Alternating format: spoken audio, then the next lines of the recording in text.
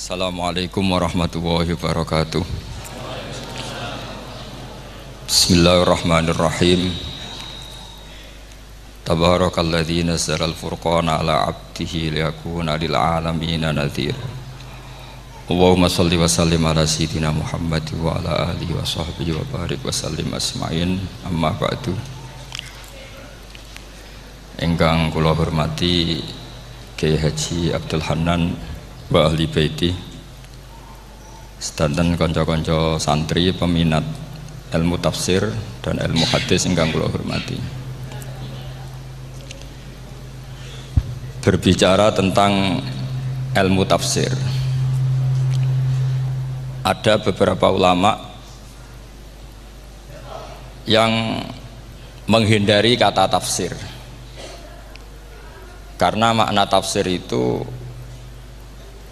memaknai atau menduga apa yang dikehendaki Allah. Tentu itu sulit. Satu, bahwa faktanya kita sudah tidak bisa komunikasi dengan Allah karena tidak ada wahyu lagi. Sehingga dari kehati-hatian ini pernah suatu saat Abu Bakar ditanya, ma makna abban fi qaulihi ta'ala wa faqihatan wa abba. Beliau menjawab, saya tidak lagi pantas hidup di atas bumi, di bawah naungan langit, jika saya mengatakan naqulu fil Quran, jika saya harus berpendapat tentang Quran apa yang tidak saya ketahui. Itu kehati-hatian yang dilakukan Sayyidina Abi Bakrin As-Siddiq. Tapi teori ini berbanding paradok, berbanding ekstrim, ketika bahwa Quran itu diturunkan itu sebagai hudan, sebagai petunjuk, kedua sebagai bayanan, sebagai penjelas. Dan ini yang saya yakini, kalau sebagai penjelas, Quran itu harus jelas sekali dan bisa menjelaskan. Dan Quran mensifati dirinya wal kitabil mubin, demi kitab yang memberi penjelasan. Sehingga dari sudut ini orang kafir pun mungkin memahami Quran. Dan menurut saya orang kafir pun bisa paham Quran. Kalau Ahok itu melintir Quran, tidak memahami Quran, paham? Senok harganya itu melintir Quran tapi tidak memahami Quran. Tapi bahwa Quran itu bisa difahami orang kafir itu ya. Logikanya gampang begini, kata Imam Syafi'i dalam kitab Ar-Risalah. Ketika Quran turun, itu pendengarnya itu tidak ada yang muslim, belum ada santri Kewagian, nggak ada santri Lirboyo, tidak ada santri Sarang. Pendengarnya itu non muslim. Nah ini sampai angen-angen, ketika Quran turun itu pendengarnya muslim atau non muslim? Non muslim. Andai kan Quran itu turun tidak difahami orang kafir, maka lalu objeknya siapa, sasarannya siapa? Nah sebab itu akan aneh kalau kita yang mondok, misalnya ngaji Idqon, ngaji Alfiyah, ngaji Ulumul Quran, apa saja, kemudian Anda tidak paham Quran, padahal orang kafir saja bisa paham. Nah ini tantangan bagi kita. Sing kafir wis paham Quran, masa kita santri tidak paham Quran. Makanya begini, di antara awal-awal periode Makkiyah ada surat disebut Qul ya ayyuhal kafirun. Katakan Muhammad ya ayyuhal kafirun. Karena mukhotabnya atau lawan dialeknya Nabi adalah orang-orang apa? Kafir. Mereka paham ketika dijelaskan Quran, paham. Dan sebagian mereka menjadi mukmin karena paham. Itu termasuk isi makalah yang saya utarakan di sini. Mereka tanya, ya Muhammad, siflana rabbak amin dahabin amin nuhasin amin hajarin. Karena orang kafir jahiliyah itu punya tren yang namanya Tuhan itu fisik. Mereka punya Lata, punya Uzza, punya Hubal. Sehingga kalau Tuhan-Tuhan kita ini dari batu, Muhammad, katanya Anda punya Tuhan yang berbeda. Lalu Tuhan Anda ini dari emas atau dari perak. Turunlah ayat Qul huwallahu ahad Allahus samad. Lagi-lagi mukhatabnya adalah orang kafir. Makanya ini juga akhirnya jadi ilmu madhab, ilmu tentang firqah-firqah dalam Islam, bahwa kesalahan terbesar orang Khawarij sebagaimana yang dikutip Imam Bukhari. Nanti saya cari di juz 4 atau di juz 3, pokoknya di bab Babu Qitalil Khawarij, karena Imam Bukhari punya adat diulang-ulang. Kata Ibnu Umar yang dikutip Imam Bukhari, innahum intolaku ila ayatin nazalat fil kufar faja'aluha alal mu'minin. Orang-orang Khawarij atau kalau sekarang orang-orang radikalisme itu meneliti Quran, kemudian ketika ada kriteria manusia-manusia tertentu itu dianggap itu kenanya orang Islam, korbannya orang Islam. Padahal awal mula ayat ini turun untuk orang kafir atau kritikan pada orang kafir. Ini cilaka betul. Karena logikanya seperti yang dikatakan Imam Syafi'i, ketika Quran turun ini nggak ada orang Islam, yang ada orang kafir. Sehingga mukhatabnya adalah orang kafir. Tapi ayat-ayat ini nanti dipakai Khawarij untuk mengcounter orang Islam, sehingga mereka mudah mengkafirkan kita karena pakai ayat yang dari awal Allah mengkafirkan orang kafir, sekarang ayat itu dipakai mengkafirkan orang Islam. Ini saking gebleknya orang apa? Khawarij. Makanya kata kitab Fathul Bari yang menyarai Bukhari itu, yang mendorong orang Khawarij seperti itu adalah jahluhum bisyariah. Memang mereka benar-benar bodoh, benar-benar goblok. Misalnya kita kiai atau kita ma'arif atau kita santri atau kita orang soleh, kemudian kita tidak bisa melakukan apa yang kita katakan, terus kita oke lah, kita kena kritik misalnya atak murunan nasabil birri apa watan sauna anfusakum wa antum taslunal kitab, terus kita katanya bisa ngomong tapi tidak bisa melakukan, terus dikritik dengan ayat itu mestinya tidak tepat. Karena itu asbabun nuzulnya adalah orang-orang Yahudi karena tahu bahwa sifat Rasulullah itu ada di Taurat, mereka menyuruh keluarganya itu masuk Islam, tapi mereka sendiri tidak mau Islam. Kemudian turunlah ayat atakmurunan nasa bil birri wa tansawna anfusakum wa antum taslunal kitab afala ta'qilun. Sekarang perbandingannya begini, misalnya ada orang Islam, taruh saja Zaid itu maling, ya maling, konsisten dia malingnya sampai tua. Terus menurut Anda Zaid yang muslim ini, muslim, Zaid itu muslim tapi maling, jangan bilang maling tapi muslim, dia itu ya. Kemudian Zaid bilang ke anaknya, "Cung, kowe aja dadi maling, dadi santri sing soleh, sing maling bapak tok." Ndak, ini menurut analisis usul fikih, ngomongnya Zaid itu benar apa salah? Benar kan? Nasihatnya ya benar, ngomongnya juga benar. Kamu tidak bisa ngeritik Zaid, kamu bisa ngomong tapi tidak bisa melakukan, tidak bisa. Fa'innal amro bil ma'ruf wajib, wal qawla bil ma'ruf ya wajib, wal qawla bil haqqi ya wajib. Jadi itu hal yang berbeda. Misalnya fa'innal amro bil ma'rufi wajibun, memerintahkan barang baik itu baik. Wa innal qawla bil haqqi ya wajib, mengatakan yang hak itu ya wajib. Berarti Zaid tetap kena khitab, kamu harus nasihati anak secara benar, kamu juga harus ngomong hukum secara benar. Lalu ketika Zaid ngomong hukum secara benar, cung ojo maling, maling itu dosa, cung ojo nerusno profesi ini bapak maling, maling itu tidak benar. Dia berarti sudah melakukan dua kebenaran, yaitu ngomongnya benar, nasihatnya benar. Dia salah, perilakunya tetap maling. Tapi jangan karena dia maling lalu omongannya enggak salah juga, berarti salahnya malah tiga.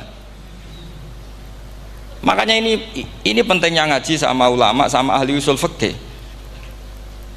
Jadi tidak bisa dicampur adukkan. Zaid gagal dalam perilaku, tapi jangan gagal lagi di nasihat. Nanti kalau dia tidak nasihati, maka anaknya terus maling, alasannya niru bapaknya. Karena bapaknya kalau mau nasihati nanti disemprit sama santri-santri, "Pak, sampean ra oleh nasihati anake ra usah maling, sampean dhewe maling." Oh, tidak bisa, cara usul fikih itu malah yudroku kulluh la yudroku napa kulluh, atau bahasa populernya al maisur la yasqutu bil maksur. Misalnya kita sebagai kiai hanya bisa takrib, hanya bisa jurumiyah, apa muda fatul muin cek abote bulet, maknane bulet. Kamu tidak boleh ngomong gini, "Cung, kowe sebagai muridku kudu nurut aku, nak gurumu goblok tok takrib, kowe tok takrib wae." Gak oleh ngelangkai guru, gak sopan gitu misalnya. Nggak boleh gitu. Tetap kita ngomong, "Cung, kowe aja koyo aku. Kowe kudu alim Fathul Mu'in, alim Fathul Wahhab." Sama ndak bisa protes. Pak guru sendiri ndak bisa. Kebenaran tetap sebagai kebenaran meskipun kita ndak kuat melakukan atau ndak bisa melakukan. Lagi-lagi ayat itu sebenarnya ada untuk kita, untuk orang Yahudi, atakmurunan nasa bil birri wa tansawna anfusakum wa antum taslunal kitab. Sebab itu istidlal dengan Quran itu memang resikonya tinggi kalau tidak bagi mutabakhir, karena ya itu tadi, ini harus ada pengetahuan yang luas tentang asbabun nuzul, tentang kriteria. Nah, kalau terpaksa, saya katakan terpaksa, kalau terpaksa kita itibar itu boleh, tapi itu terpaksa. Bahwa Allah mengkritik orang yang bisa ngomong tapi tidak bisa melakukan. Tapi itu secara usul fikih itu runyam. Teori ini runyam sekali, fatal. Sama lihat tuh di kitab Bajuri atau di kitab-kitab fikih yang lain. Ketika Shahibil Burdah atau Shahibil Bur'ah itu yang Imam Busiri itu, Muhammad bin Busiri itu. Niku salah nama tapi kadung populer. Jadi sebetulnya Imam Busiri itu Shahibil Bur'ah, bukan Shahibil Burdah, tapi kadung terkenal Burdah, kita ikut-ikutan apa? Burdah. Imam Busiri itu ngeluh, saya ini orang yang banyak kesalahan. Di antara salah saya adalah saya bisa ngomong tapi tidak bisa melakukan. Yaitu saya ngomong misalnya orang supaya tahajud, saya tidak tahajud. Saya ngomong orang supaya sholat sunat, saya nggak pernah sholat sunat. Itu sarahnya itu yang menyarai itu kan Imam Bajuri itu, yang sarah Burdah. Itu mengkritik begini. Kalau Anda ngendikan itu fi ma'radi dzammin nafsi, yaitu dalam konteks Anda mengkritik diri sendiri, oke. Tapi omongan Anda salah. Karena secara usul fikih fatal. Fatalnya begini. Misalnya saya nggak pernah tahajud. Ya mungkin itu nyata. Oke, mungkin itu nyata. Apakah kemudian saya tidak boleh mengatakan at-tahajjudu sunnatun? Apa saya diwajibkan diam hanya karena saya tidak pernah tahajud, terus saya seorang kiai yang haram mengatakan at-tahajjud sunnatun? Saya harus tetap mengatakan kalau tahajud itu sunnah. Saya kalau punya santri terus saya bilang, "Jong, napas nganggur yuk tahajud itu sunat." Karena mengatakan kebaikan pasti bagian dari kebaikan itu sendiri. Makanya kata Imam Bajuri, fakaifa yakunul amru bil ma'rufi mazmuman. Bagaimana mungkin sesuatu yang jelas baik karena memerintahkan kebaikan mazmuman menjadi sesuatu yang tercela hanya karena yang mengatakan tidak melakukan. Fa innal fi'la ya amrun wal hukmu ya amrun akhar. Itu beda. Jangan karena Anda tidak minum teh karena diabetes, terus Anda kalau ada tamu tidak disuguhi teh. Karena saya sendiri tidak minum teh. Wah ya repot kalau gitu.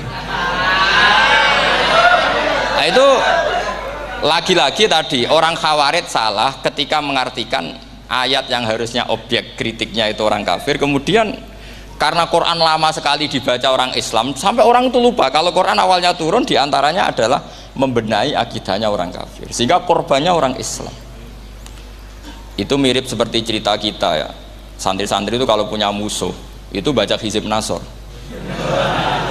Dulu pengarang Hizib Nasor itu musuhnya orang fasik, sehingga di Hizib santri ora duwe musuh wong fasik, duwene kancane dhewe, akhirnya kancane yang kena Hizib. Nah ini penting saya aturkan ya, sama seperti itu. Lama sekali Quran itu hanya dibaca orang Islam dan komunitasnya Muslim, sehingga seakan-akan semua kritikan Quran itu pada orang nopo Islam. Padahal jelas Quran ada kul ya ayyuhal kafirun. Jelas mukhatabnya orang kafir. Sada kata lakum dinukum waliyadin. Nah ini penting kalau aturakan. Makanya kalau melihat itu, Quran jelas bisa difahami orang kafir. Bahkan banyak orang kafir yang menjadi muslim karena faham maknanya apa? Faham maknanya Quran. Itu jelas sekali. Itu masyhur sekali dialeknya Nabi dengan Walid bin Mughirah, dengan Utbah, dengan banyak sekali termasuk dengan Abu Jahal, dengan Abu Lahab. Bahkan orang-orang kafir Quraisy itu menyewa namanya Musailamah Al-Kadzab. Kalau di sini umumnya baca Musailamah apa Musailimah? trennya di sini pakai fathah ya.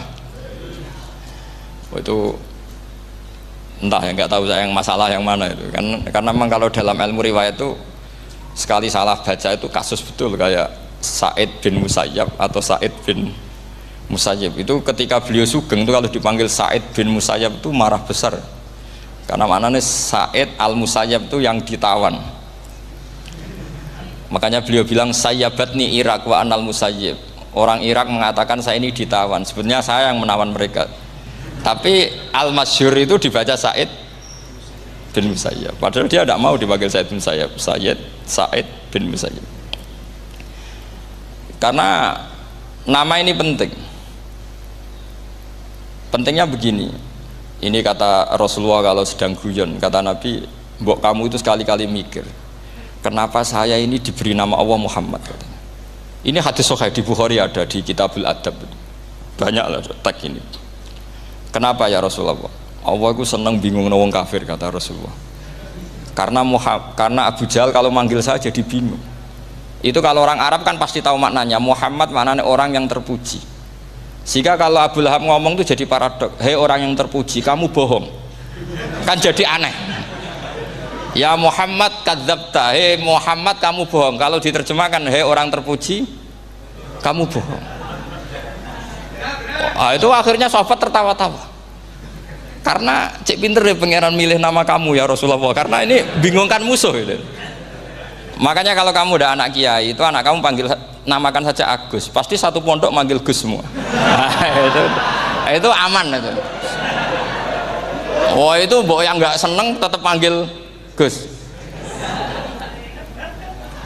Karena kalau untuk Gus putra kiai kan butuh di bapak kiai, kan bapak kadung ra kiai itu kan, itu ada triknya, yaitu anaknya dinamain Agus.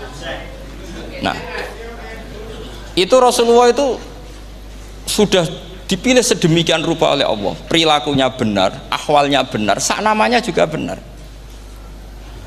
Sehingga ketika Abu Jahal, Abu Lahab tahu bahwa nama Muhammad ini problem, karena ini madah itu memuji. Sehingga mereka kalau mencari Muhammad tuh bilang ainal madmum, mana orang yang tercela. Terus orang-orang Quraisy tidak paham, kamu nyari siapa?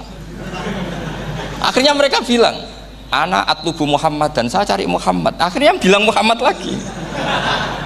Nah, itu. Nah, Quran juga main di ranah nama.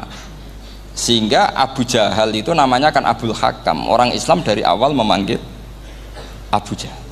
Karena kalau sampai kita manggil Abul Hakam, kita akan mengalami paradok, ya Abul Hakam, hei bapak dari semua kebijakan, kamu begini kan kacau. Makanya itu dari sini orang nggak boleh salah apa? Salah nama. Ini penting kalau aturakan, karena kadang menganalisis Quran itu satu bilisanin arabi mubin, kata Imam Syafi'i, wa innahu latanzilu rabbil alamin nazala bihir rohul amin ala qalbika litakuna minal mudhirin bilisanin arabi mubin. Di antara, kata Imam Syafi'i ini, di antara aturan pokok memahami Quran adalah dia malian bil arabiyah, dia sangat-sangat menguasai bahasa Arab. Itu masyhur dalam dialog Imam Syafi'i. Saman kalau ngaji takrib atau Fathul Mu'in, syarat sahnya tayamum lil musafir itu apa? Tolabul ma, mencari apa? Air. Sampai kalau di takrib dicontohkan, kalau di tempat atas nyari ke bawah, kalau ke bawah nyari ke atas. Imam Syafi'i ditanya, kaifa taqulu bi syartit tolab, bagaimana anda berpendapat bahwa tolabul ma itu wajib untuk menjadi sahnya tayamum? Terus Imam Syafi'i faqara'a falam tajidu ma'an, kamu pergi kemudian falam tajidu ma'an, kamu tidak menemukan air. Terus Imam Syafi'i mengatakan la yuqalu liman lam yatlub lam yajid wa innama yuqalu lam ya'rif, katanya.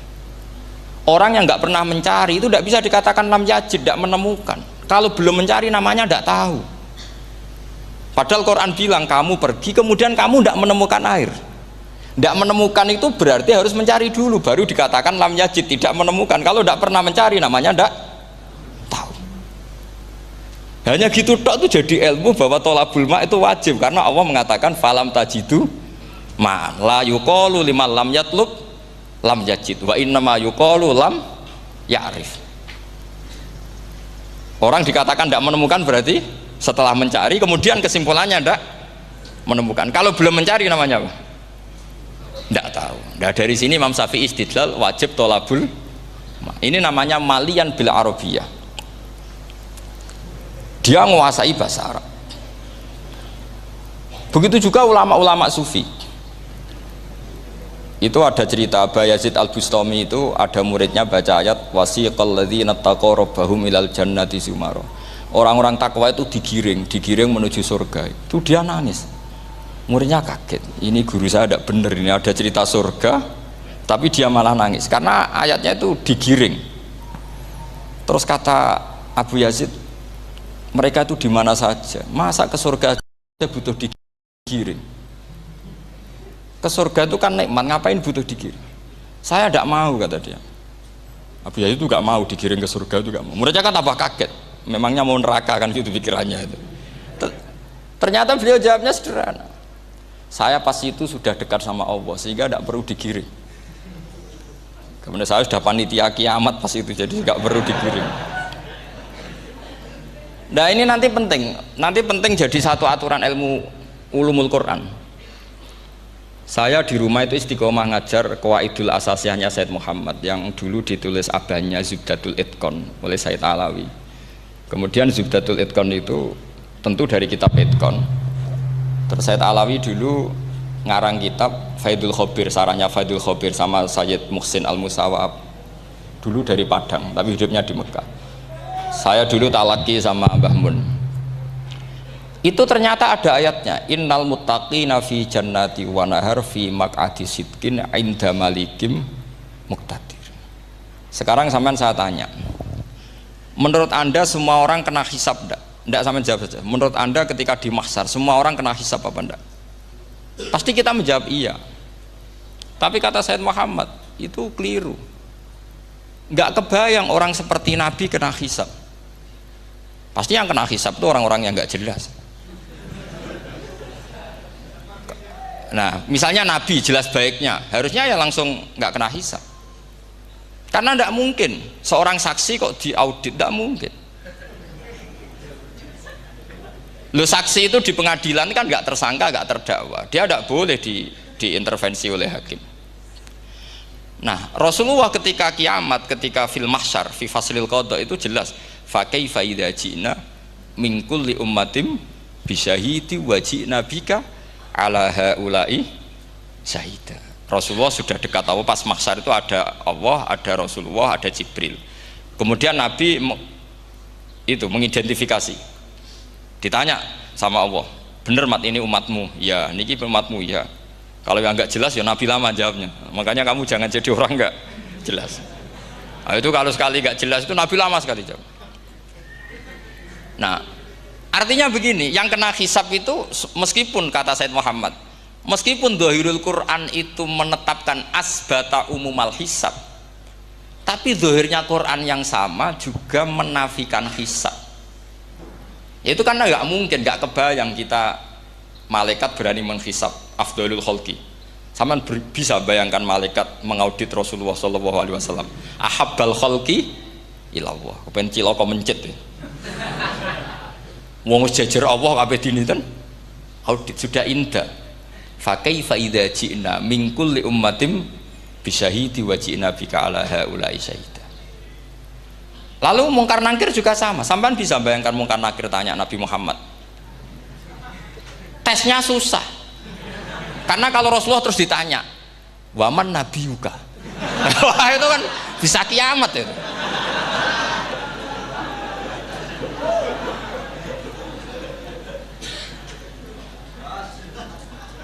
Paham ya? Makanya kata Said Muhammad, ini kan teman-teman tanya, biar caranya alim tafsirnya saja, sarannya satu hafal Quran, dua hafal Sahih Muslim, tiga semua orang sudah mati, tinggal kamu yang alim. Nah, itu mesti aman itu. Nah kalau sampean tanya saya, apa buktinya Gus kalau orang tertentu tidak kena hisab? Ya buktinya tadi, misalnya innalladzina qalu rabbuna Allahu tsummas taqamu tatanazzalu alaihimul malaikatu alla takhafu wala tahzanu wa absyiru. Mungkar nakir adalah malaikat penakut, membawa ketakutan. Sementara para wali ini jelas malaikat kena konstitusi, malaikat harus mengatakan ke para wali Allah takhofu wala tahzanu. Padahal Nabi tentu sayyidul auli. Para wali saja malaikat kena aturan, kamu harus bilang Allah takhofu wala tahzanu wa abshiru. Hei para wali, kamu jangan susah, jangan gentar, kamu harus gembira. Kamu bisa bayangkan misalnya mungkar nakir bawa godok atau orang kalau dipukul ajul sak walang-walang. Kemudian kamu bayangkan si Abdul Qadir ngalami itu, Abdul Hasan Asadali ngalami itu, Abu Yazid Al Bustami. Kalau itu ngalami gitu semua, ngapain kita jadikan mursyid? Kan sama nasibnya dengan kita. Nah, Zahirul Quran mengatakan asbatal hisabah. Tapi Zahirul Quran di ayat yang lain lam yusbit al hisabah. Makanya tadi umumul Quran juga ditaksis dengan muqayyid. Yang mutlak ditaksis dengan yang muqayyad. Yang mujmal ya sama seperti itu, aturannya seperti itu, ditafsir sama yang mufassal. Sama orang kafir yang jelas, sampean bisa bayangkan malaikat ngaudit Fir'aun. Cek kurang penggaweane. Jelas eleke kok di audit. Misalnya Abu Lahab di audit, oh malaikatnya celaka mencet. Berarti dia agak percaya sama pernyataan Tuhan tabat yada abi lahabiu. Malaikat kok ngaudit Abu Lahab? Mungkin Gusti kula ceke. Nak menawi wonten nabi. Lho ki ora tau ngaji Quran tapi wong ayate tabat yada kok cek di cek. Nah, yang seperti ini masuknya kategori ulaikal ladzina satruse, mereka yang kafir bi ayati rabbihim wa liqaihi fahabitos a'maluhum fala nuqimu lahum yaumal qiyamati wasna. Jadi ada orang-orang kafir yang jelas kena aturan fala nuqimu lahum yaumal qiyamati wasna. Jelas kafirnya ya gak kena hisab, yang jelas nabinya, jelas wasinya juga gak kena hisab. Yang kena kita di tengah-tengah. Tapi ilmu itu ikut mainstream karena semua orang bilang ada hisab, ya kita ikut-ikutan bilang, ya sudah gitu saja. Tapi kalau aslinya ya rapati percaya. Umumnya uang gerono mati ditalkin, ya kita melok-melokan nalkin. Tapi kalau kadang ya gak kebayang. Piye nak wali-wali ditalkin. Makanya ada di dunia wali itu ada cerita Rabi'ah Adawiyah, itu termasuk keramat beliau itu. Kali Imam Sibawi kan dalam cerita wali kan ditanya marrobuka, ngapunten niku man mausul nopo istifham. Wah itu malaikatnya ndak pernah khataman alfiyah kan repot. Kalau Rabi'ah Adawiyah lebih parah lagi, itu beliau tuh nangis sekeras-kerasnya, nangis terisak-isak, dia tersiksa. Ya Allah, engkau itu zat yang paling saya kenali dan harusnya semua makhluk itu kenal engkau, tapi ini hamba engkau tanya engkau itu siapa ya? Itu kan ini orang aneh kata gitu. Karena Allah itu adharud dzahir, kata sampai Imam Sibawi silakan a'raful ma'arif. Jadi wong ora ora wis geblek tenan dari Imam Sibawi. Imam Sibawi kan atas nama dia pakar nahwu pertama mengatakan domir paling makrifat di antara 6 isim makrifat, paling makrifat itu domir. Tapi meskipun gitu a'raful ma'arif Allah, yang paling makrifat dari sekian isim makrifat itu Allah. Artinya satu nama yang orang harus kenal semua. Makanya di antara keramat beliau ketika ditanya wong kok ora tau ngaji fikih men ngaji nahwu wae, gak tahu dia ngaji carane sesuci, carane iddah to gak tahu ngaji nahwu. Terus dia tanya bima fa'ala rabbuka, lalu Allah memperlakukan kamu gimana? Terus kata Imam Sibawi ghafaroli, Allah mengampuni saya karena saya orang yang mengatakan Allahu a'raful ma'arif. Ini penting kalau aturakan. Jadi makanya kalau sampean tanya caranya ilmu alim gimana, ya satu tadi, kalau sampean masih banyak orang hidup, syaratnya kamu harus hafal Quran, hafal hadis, hafal sekian ribu hadis, hafal sekian ulumul Quran. Itu kalau masih banyak orang hidup. Kalau sudah kamu sendiri hidup, ya sudah, pokoknya isokulhu ya salim sendiri kan, nggak ada saingannya itu. Makanya kata Sayyid Muhammad, beliau mengatakan kita meyakini umumal hisab ya berdasar dzahiril Quran, kita menafikan umumal hisab bahwa hisab hanya yahtassul liqaumin duna qaumin juga berdasar dzahiril Quran. Kita percaya semua mayat ditanya mungkar nangkir ya berdasar dzahiril ahadis. Kita tidak mengumumkan teks ini juga berdasar dhahiril ahadits. Karena malaikat mungkar nakir juga malaikat. Berarti dia kena aturan kalau ketemu para wali Allah takhafu wala tahzanu. Faham sih kalau maksudnya? Ini penting kalau aturakan. Jadi makanya aspek ya, sampean bisa memulai kalau ingin jadi orang alim tafsir bisa mulai dari yang mudah saja, yang fikih saja. Makanya kata Imam Ghazali, kenapa Mu'tazilah jadi segoblok itu? Karena dia tertipu oleh umumatul Quran, oleh teks-teks umum. Dia tidak tahu mukhassisnya. Padahal setiap ayat umum itu pasti ada mukhassis. Misalnya begini ya, kalau kamu maknanya fikih saja, contoh yang paling mudah familiar itu fikih ya. Misalnya kita ngaji Quran, wal mutallaqatu yatarabbasna bi anfusihinna salasata quru. Kalau orang dicerai, itu iddahnya itu 3 kali masa nopo suci. Apakah aturan iddah seperti ini hal hadhil iddah amatun likulli mutallaqatin am li mutallaqatin makhsusah? Apa ini semua mutallaqah iddahnya pasti salasata quru? Apa orang tertentu? Ya enggak, asal dia mutallaqah pasti iddahnya salasata quru. Anda goblok, Anda salah besar. Kalau misalnya yang dicerai adalah orang hamil, iddahnya apa? Salasata quru apa watil hamli? Watil hamli. Kita butuh ayat lain, wa ulatul ahmali ajaluhunna ayyadna hamlahu.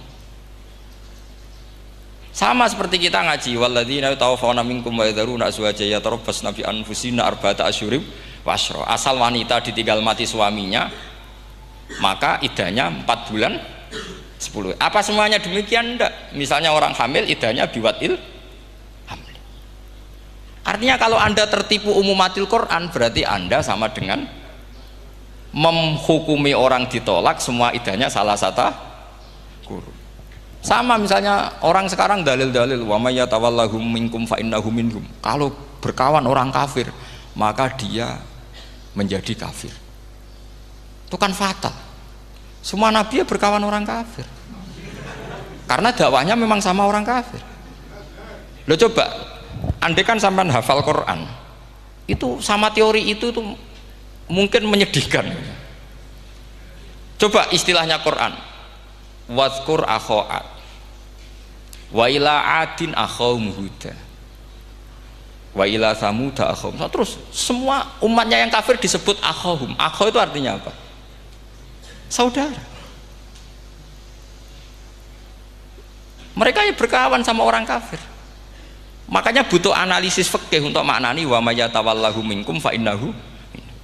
Setelah dianalisis fikih, ternyata semua nabi diistilahkan wa ila madyan akhahum syuaiba wa ila adin akhahum huda. Akhaw itu artinya apa? Saudara. Kalau sampean tanya, lalu logikanya gimana? Kata kitab-kitab kan wa in kana dasarin fajanibhu suratan. Kalau ada teman buruk jauhi, kalau teman baik temani. Kalau cara usul fikih gampang. Kancanan maling dosa, wong kok kancane maling. Tapi nak dakwai maling apik kan? Aku ora ngancani kok dakwai dandani, selesai kan? Ngancani maling elek, nak dakwai maling apik. Demenan rondo elek, nak didik apik kan, itu seperti itu. Nah, ini penting kalau aturakan. Dan di sini ini makanya NU itu punya sejarah panjang, banyak wali-wali yang jadab, yang coro zahir itu kancanan orang fasik-fasik. Orang syariat bingung, ini wali kok berteman orang fasik. Ya kalau kamu bahasakan teman ya masalah, kalau kamu bahasakan ini binaan. Enggak, sama jawab saja. Kalau dibahasakan teman masalah enggak masalah kan, tapi kalau dibahasakan itu binaan, selesai kan?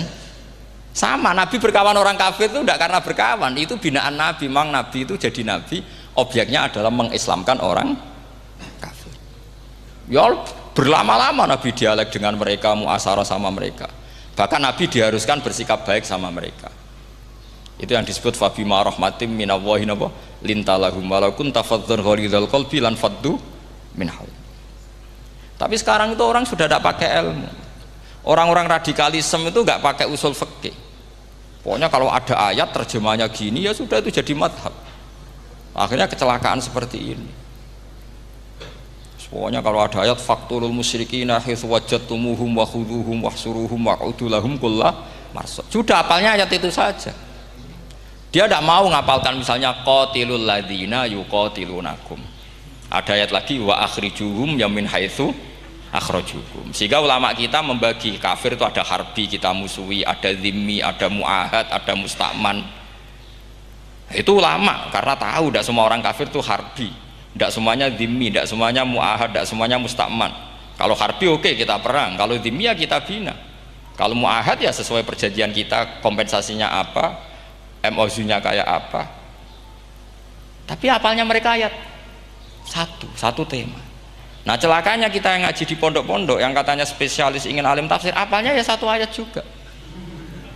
Wah itu kan satu ayat versus satu ayat, itu ngeri. Makanya kalau sama tanya saya, ini katanya di acara ini sama tanya gimana caranya jadi ahli tafsir, saya jawab gampang. Caranya itu hafal Quran, hafal hadis, terus hafal ulumul Quran. Ya misalnya Nadoman ya Faidul Khobir lah, kalau kitab Nasar ya minimal itu setengah lanya itkon lah. Kalau nggak lanya-lanya amat ya agak lanya. Karena kitab tafsir itu gampang, teorinya itu mudah sekali. Misalnya al-ibratu bi umumil lafzi la bi khususis sabab, itu sama dengan kayak kaidah fikih. Karena kalau kaidah fikih itu saya itu pernah dibisui kiai itu, ini kisah nyata itu, dibisui kiai itu pas basul masail. Dulu saya itu masih sering mau basul masail. Ini mun pensiun mun boten niku mun. Dulu saya dengan Gus Zofur putrane Mbah Mun itu sering makili Pondok Anwar basul masail fikih.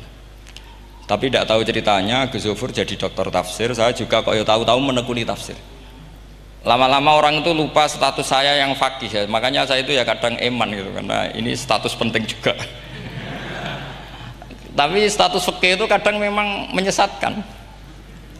Karena begini, itu dulu pernah ada basul masail itu begini. Ini kisah nyata ini. Ada desainer baju putri untuk putri, anak putri. Kemudian desainer itu menciptakan satu celana pendek misalnya, atau celana seperempat. Dengan desain ini pasti kalau dipakai itu auratnya itu kelihatan.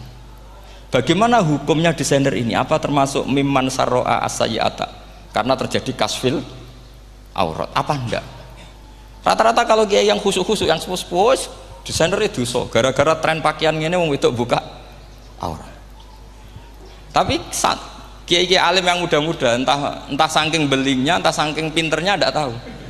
Bilang begini, Pak Yai, yang didesain apa? Ya celana itu. Lalu celana itu fungsinya nutupi apa buka aurat? Ya nutupi. Lu kan lumayan urun nutupi. Kalau haram ya dicopot, lu kan malah parah itu. Bingung kayak gini. Sampai bilang gini kan, wah semanis. Itu kan makanya ini guyon ilmiah. Repotnya ngadepi orang alim muda itu kan mbok gedhingi ku ilmiah, mbok senengi fasik.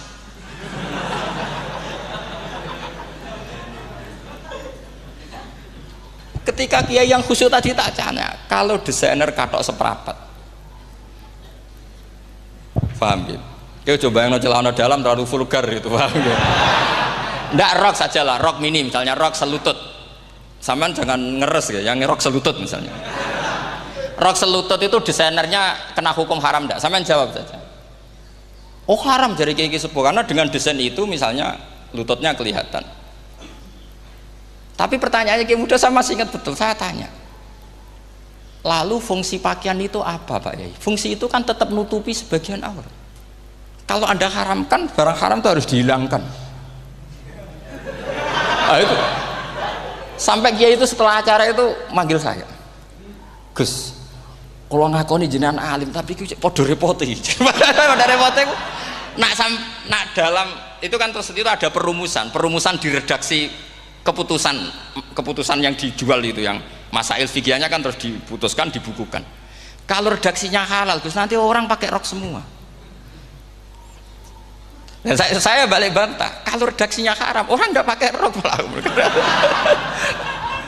Akhirnya itu apa? Kebijakannya lucu.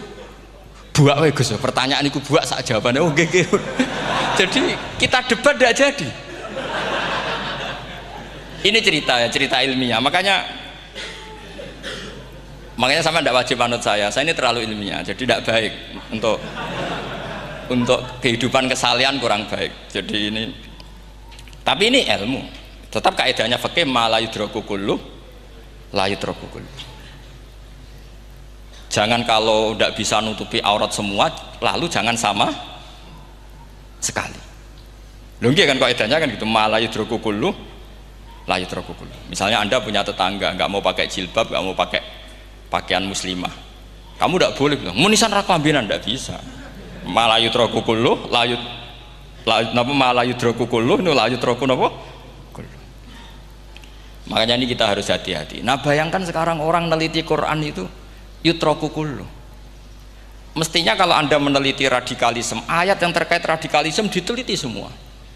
Ternyata di surat Taubat yang disebut suratus Saif, yang bahkan haram baca bismillah, itu ada ayat wa in ahadum minal musyrikin astajaraka fa'ajirhu hatta yasma'a kalamullah tsumma ablighu ma'mana. Muhammad, kalau ada orang kafir mau belajar Quran sama kamu, ya harus kamu pelajari hatta yasma'a kalamullah. Setelah mereka mau belajar, ya ablighu ma'mana, tsumma ablighu ma'mana, kamu harus menjamin keamanan dia. Itu di surat Taubat, termasuk akhiru suratin nazalat, gak mungkin terjadi mansukh. Tapi orang-orang ekstremis selalu pakai faqatulul musyrikin haitsu, apalan itu terus. Yang orang liberal yang menapani la ikraha fiddin, ya sudah seperti itu. Sing orang-orang ora tegas, ora tau nahi mungkar, ya ma arsalnaka ila rahmatal lil alamin, ngono terus. Yang kelompok tukang nahi mungkar ya ayatnya amen nahi mungkar. Saya tuh heran, kenapa mereka punya masalah dengan hafalan kayaknya. Kenapa sih hafalannya kok pedot itu? Kita yang hafal semua bingung jadi. Jadi akhirnya kita yang pinter anut sing goblok. Karena saya tuh pernah loh debat sama orang salaf, debat gitu. Setelah saya mengutarakan sekian hadis, ada tuh Pak hadis itu, waduh, harusnya kamu ngaji saya, ada debat tuh yang level. Kalau nggak level tuh nggak boleh kata itu. Itu kan ngeri. Makanya ini penting ya, kalau sampean tanya ingin jadi alim tafsir ya harus hafal Quran semua. Nah, kalau tidak mungkin yang nunggu orang semua mati baru Anda jadi ahli tafsir, karena tidak ada musuhnya. Tapi saya pastikan orang kafir pun bisa memahami Quran, yaitu tadi hatta yasma'a kalam Allah. Sayyidina Umar itu masuk Islam tuh gara-gara dengar adiknya baca Toha, ma anzalna alikal Qur'ana litashqa illa tadhkiratal liman yakhsha tanzilam mimman khalaqal arda was samawati ula ar-rahmanu alal arsis tawa. Itu dia ma huwa bikalamil basar, tidak mungkin seperti ini karangan manusia, itu tidak mungkin. Akhirnya dia Islam. Banyak orang Islam karena diperdengarkan Quran, karena memang notnya sudah unik, makna kualitasnya juga sudah unik, semuanya itu unik, indah. Sampai sekarang pun orang kafir itu orang paling tahu Quran. Makanya Allah mensifati orang kafir itu hasadam min indi anfusihim mim ba'di ma tabayyana lahumul haq. Sekarang sama saya tanya, orang sing tabayyana lahumul haq itu orang faham apa orang tidak faham? Mereka orang kafir itu mengingkari Quran, padahal mim ba'di ma tabayyana lahumul haq, setelah kebenaran nyata bagi mereka. Nyata bagi mereka artinya orang kafir faham apa tidak faham? Faham. Cuma mereka punya penyakit hasadam min intian. Mereka juga kalau ada ayat tentang ahkam yang memberatkan, mereka bilang i'ti bi Qur'anin ghairi hada au badil. Muhammad harusnya jangan tema itu yang diangkat, bu, cari Quran yang lain yang enggak tema itu. Mereka sampai memilih tema itu karena paham apa karena tidak paham? Karena paham. Makanya di makalah saya pastikan ngaji tafsir itu gampang, karena orang kafir pun bisa. Kalau kasus Ahok itu bukan paham itu melintir, beda, paham sama melintir itu beda. Itu diterjemah kemenang tuh jangan mengangkat kawan orang Islam, bukan mengangkat pemimpin. Ya likingnya kalau ngangkat teman saja tidak boleh, apalagi ngangkat pemimpin. Fatal mana berteman sama orang salah sama ngangkat. Saman kancanan maling itu apik nak menawa nang andani. Terus ngangkat, "Hei maling ke pimpinanku." Parah mana? Parah mana? Artinya sama saja ketika diterjemah jangan ngangkat teman, sebetulnya ngangkat pemimpin lebih fatal. Itu kan mafhum awlawiyah, itu kan normal saja. Itu di Quran biasa, misalnya innalladzina ya'kuluna amwalal yatama dzulman, orang yang makan hartanya anak yatim secara zalim. Terus kamu bilang, Gus saya tidak makan kok, sepeda motornya tak gasap, tak jual. Yang diharamkan kan makan. Wah, ya sarap kalau gitu. Maknanya begini, memakan harta anak yatim artinya ifsad. Ifsad itu merusak. Nak ngono ikhraq, membakar atau mencuri sama dengan makan. Bal asyad, malah kan lebih apa? Lebih apa? Dasar. Jadi yakuluna di situ tuh ba'dul amsilah, sebagian contoh min wujuhil ifsad atau min wujuhil ihlak. Jangan kok karena ayatnya makan, oh yang haram tuh makan, kalau nyuri gak apa-apa. Waya fata. Itu kan sama dengan santri geblek dikandani kiai ini, cong kowe mbek bojomu jogeman naboi. Suatu saat istrinya lapor lagi, Pak Yai sekarang tidak naboi tapi nyadui. Karena naboi itu pakai tangan. Mereka pertama dilaporkan kiainya, Pak Yai suami saya itu sering memukulin saya pakai tangan gini. Cong jogeman naboi bojomu. Nggih Pak Yai siap. Suatu saat istrinya lapor, Pak tetap benjut, kenapa? Kalau nak ini disadui. Mereka pikirannya, sing haram nabok, nak nyaduk halal. Wah itu kan ngajak goblok bareng. Nah masalahnya di usul fikih kasusnya seperti itu. Makanya saya ini kadang ya maliki sekali. Kadang saya itu maliki sekali. Kadang ya. Misalnya begini, saya beri contoh. Ini yang kisah nyata ya. Ada seorang Arabi datang ke Rasulullah. Ya, tadi kan teman-teman minta juga ilmu hadis ya. Ini satu paket saja. Itu tadi nanti kalau sampean kasih lalim ndak itu sudah ada urusan saya tadi, nunggu orang mati banyak tadi. Kalau nggak usah nunggu orang mati, sarannya tadi apal tadi. Ya Rasulullah ahlak tuh, saya ini orang yang rusak. Wama ahlakaka, lalu yang bikin rusak kamu apa? Qol waqatu imroati fina hari Ramadan, saya menjima istri saya ketika masih siang, fina hari Ramadan, siang Ramadan. Walhasil Nabi tidak menyuruh hanya kodok, tapi menyuruh kafaroh. Kafarohnya itu merdekakan budak atau memberi makan 60 orang miskin atau puasa berapa? Puasa 60 hari. Atau urut merdekakan budak atau puasa 60 hari atau memberi makan sitina miskin. Oke, kita sepakat. Sepakat ya, hadis itu sahih dan diulang-ulang oleh ashabus sunan. Oke, riwayatnya enggak masalah. Sekarang kita analisis maknanya. Sekarang sampean saya tanya. Kalau Anda misalnya sekarang jam berapa ini? Misalnya sekarang jam 9 kurang seperempat Ramadan, terus Anda rokok atau Anda ngopi, kepengen ngopi terus ngopi tanpa udhrin syar'iyin. Anda hanya wajib qadha apa bayar kafarah? Enggak, sampean jawab. Rata-rata kiai kita, oh mau wajib qadha Gus karena gak jima. Sing seru kafarah itu nak jima. Kan ngombe kopi be jima beda. Pertanyaannya tuh lucu, ini naif secara fikih masalah. Masalahnya begini. Jima bojo itu tidak zina. Jima bojo itu zina apa enggak? Enggak. Berarti dengan makan bedanya apa? Sama kan? Sama-sama amrun mubah. Sesuatu yang boleh. Kenapa hukumannya berat?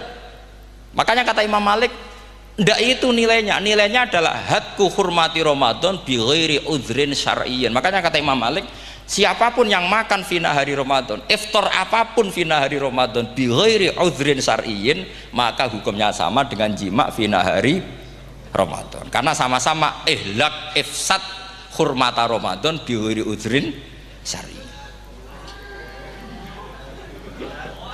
Loh enggak, ini ilmiah. Kamu udah harus cocok, tapi otak kamu harus percaya. Loh iya kan beda kan? Saya secara nafsu tidak cocok, cek berarti. Tapi ilmiah saya setuju.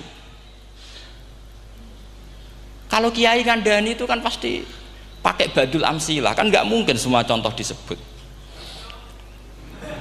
Cong penak melaku jogeman delok wedok itu mari setan. Mboten delok Mbah, nyekel lho malah parah tuh. Ndak bisa. Makanya ini masalahnya lafat. Ini kembali ke Imam Syafi'i bilisanin Arabiyyim mubin. Ketika seorang kiai bilang cung jogeman delok cawe itu adalah mengungkapkan al-muharramat, bukan mentaksis yang haram itu hanya melihat.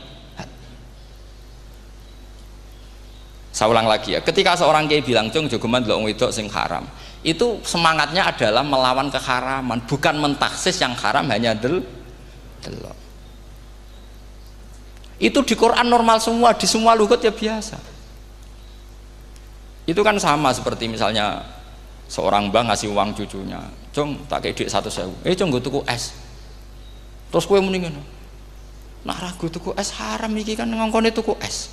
Lah kepen putumu mati kan nyeben 100.000 nggo tuku es.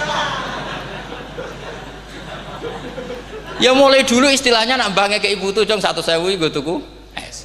Cara wong kuno. Nah, maksudnya iku wis pokoke umume cah cilik senane es nyebut. Ya sudah seperti itu. Sama seperti Quran menghentikan begini. Ini memang salate yang fikih dulu, yang pokok-pokok. Di antara yang enggak boleh dikawin adalah wa antasma'u bainal ukhtaini illa ma qad salaf. Kamu enggak boleh menikahi Sri dan Zainab, kakak beradik. Sudah sepakat nggih? Fi nikahin wahid enggak boleh al jam'u bainal ukhtain. Jadi mbaknya kamu kawin, adiknya kamu kawin fi nikahin wahid. Tapi nak ngeduni boleh, berarti kan dengan waktu yang berbeda. Quran hanya menyebut itu. Kemudian Rasulullah zaman Sugeng itu hanya nambahi wala binal mar'ati wa ammatiha wala binal mar'ati wa kholatiha, juga agak boleh menikahi ponaan plus buliknya, baik bulik dari bapak yaitu ammah maupun bulik dari ibu disebut apa? Kholah. Kemudian ulama fikih merasa ada yang kurang, ditambahi lagi 2 perempuan yang andekan yang satu itu lelaki kok haram nikah, berarti haram jam'u fi nikahin wahid. Misalnya cucu rabibahnya boleh enggak? Enggak boleh kan? Berarti kalau sampean ngumpulkan cucu dan mbahnya fi nikahin wahid juga enggak boleh. Tapi orang yang waras itu tidak akan nyalahkan Quran ketika tidak lengkap. Wa antasma'u bainal ukhtain ila ma qad sal, ini tidak lengkap. Yang haram kan tidak hanya jam'u bainal ukhtain, termasuk ngumpulkan cucu dan mbahnya. Karena Quran nggak mau dengan logika tidak waras, itu tidak mau. Taruh saja orang itu rata-rata mbahnya kan umur 70 tahun, cucunya umur 17 tahun. Kebayang nggak kamu nikahi sehingga adekan boleh bareng, pasti kamu milih bareng. Makanya Quran hanya bakas wa antasma'u final ukhtain, karena yang mungkin masih menggugah selera itu 2. Tapi kalau cucu sama mbahnya itu, kalau ada yang masih selera kan ya sarap itu. Tapi fikih sebagai kaidah tetap menerangkan termasuk yang haram jam'u adalah bainal mar'ati wajad datiha. Paham juga maksudnya? Artinya ketika menyebut itu tidak jaminan merangkum semua hukum, tapi ba'dul amsilah.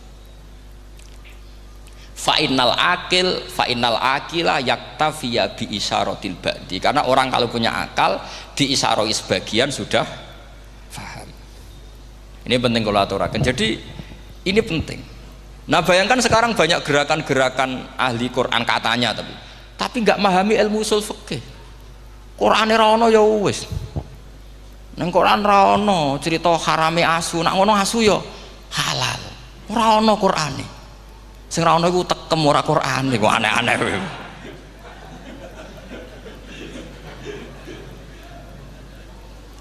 Itu kan sama. Terus sampean misalnya tadi jam 09.00 Ramadan tambah udzurin syari'in terus mangan mie rokokan, itu kan melecehkan Ramadan biguri udzurin syari'in, karena melecehkan hurmata Ramadan kena sanksi separah itu. Jangan kamu terus bilang tapi Nabi hanya bilang masalah jima finari Ramadan. Jima istri itu hukumnya itu tidak zina, hukumnya itu mubah, sama dengan makan. Ini cara madhab Maliki, tapi kita alhamdulillah madhab Syafi'i. Ya itu masalahnya. Berhubung itu menguntungkan sami'na wa ta'na. Nah, itu. Tapi saya sendiri dalam konteks ini, saya itu ya sangat-sangat Syafi'iyah, sangat-sangat Syafi'iyah. Dalam banyak hal sangat-sangat Syafi'iyah. Tapi dalam banyak hal kadang-kadang saya ya Maliki. Nah, itu kan kalau sampean tanya kenapa gitu, ya hikmahnya baca banyak saja. Karena yang Syafi'i itu ya karena bacanya hanya Syafi'i, itu bukan fanatik, itu keterbatasan. Jadi itu beda, itu namanya tidak fanatik, itu keterbatasan. Itu beda sekali. Jadi kita harus ngaji yang banyak. Saya itu termasuk utang ya sama Imam Syafi'i itu baca kitab Ar-Risalah. Itu kitab yang kadang satu ulama baca sampai 500 kali. Yaitu Imam Syafi'i itu dalam kitab Risalah itu begini, ini termasuk ulumul Quran yang paling penting. Muqaddimahnya begini, wan nasu sinfani min awalil amri, wan nasu sinfani. Ketika Rasulullah datang membawa Quran itu manusia hanya ada 2. al kuffar sing dari jenis ahli kitab dan kuffar dari jenis yang tidak ahli kitab. Bahkan tidak ada orang Islam zaman itu.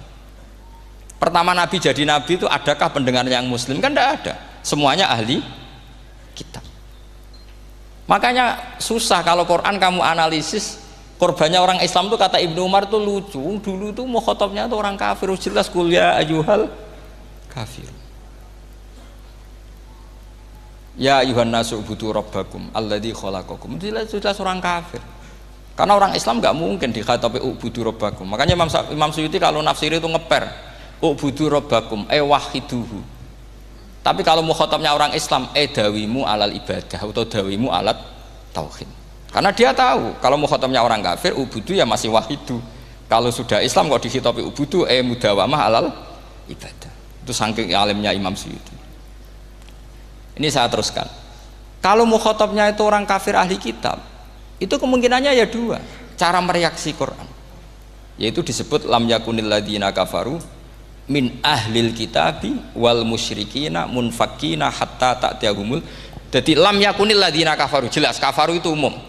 Kemudian ditafsir kafaru itu ada yang min ahlil kitabi, berarti kafaru yang jenis Yahudi Nasrani. Ada kafaru yang min ahlil kitabi wal musyrikin, kafaru yang jenis musyrikin, yaitu kafir Mekah.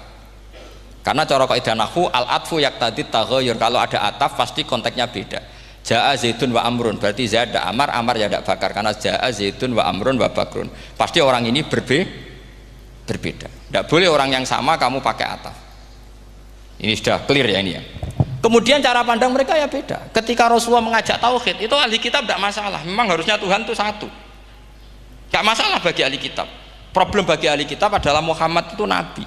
Itu kita nggak suka. Kalau Tuhan satu oke, tapi kalau Muhammad nabi tidak oke.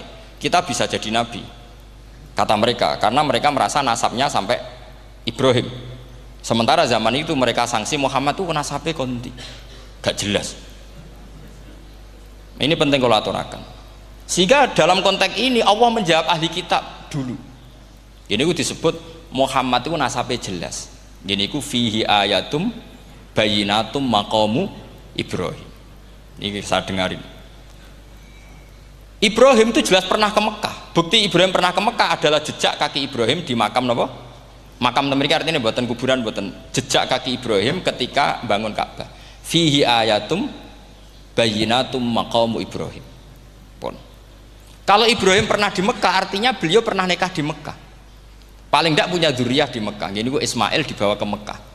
Jelas ayatnya wa id yarfa'u Ibrahimul qawaida minal baiti wa Ismail. Ini dengarin ya.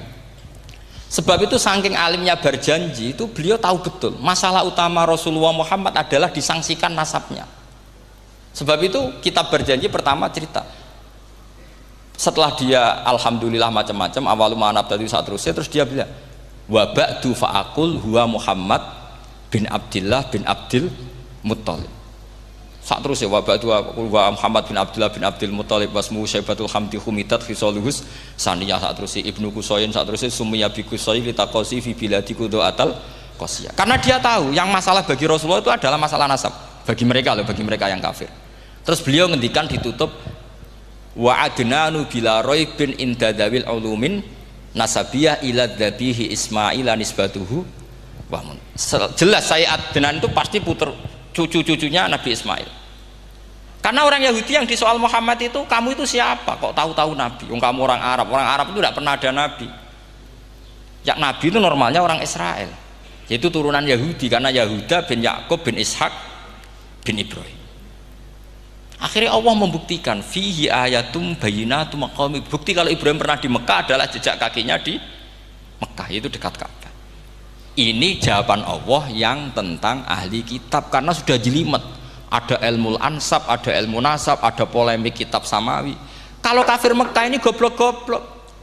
Ketika Rasulullah pakai teori tauhid, orang kafir Mekah itu saking gobloknya bilang gini, Muhammad, kita ini urusannya banyak, utang kita banyak, kasus saya banyak. Kok Tuhannya satu itu tidak cukup?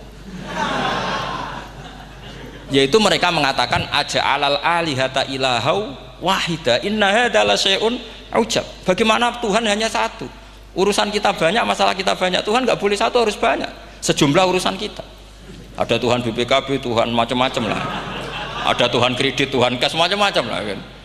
sesuai sebanyak urusan kita. Mereka tanya aja alal alihata ilahu wahida, masa Tuhan satu, inna hadza la syai'un ujab, ini aneh. Tapi Rasulullah dengan sabarnya, kalau yang seperti ini Allah menjelaskannya beda dengan yang pertama, karena tadi orang kafir itu bisa min ahlil kitab, bisa wal musyrikin. Lam yakunil ladzina kafaru min ahlil kitab, ada yang wal musyrikin.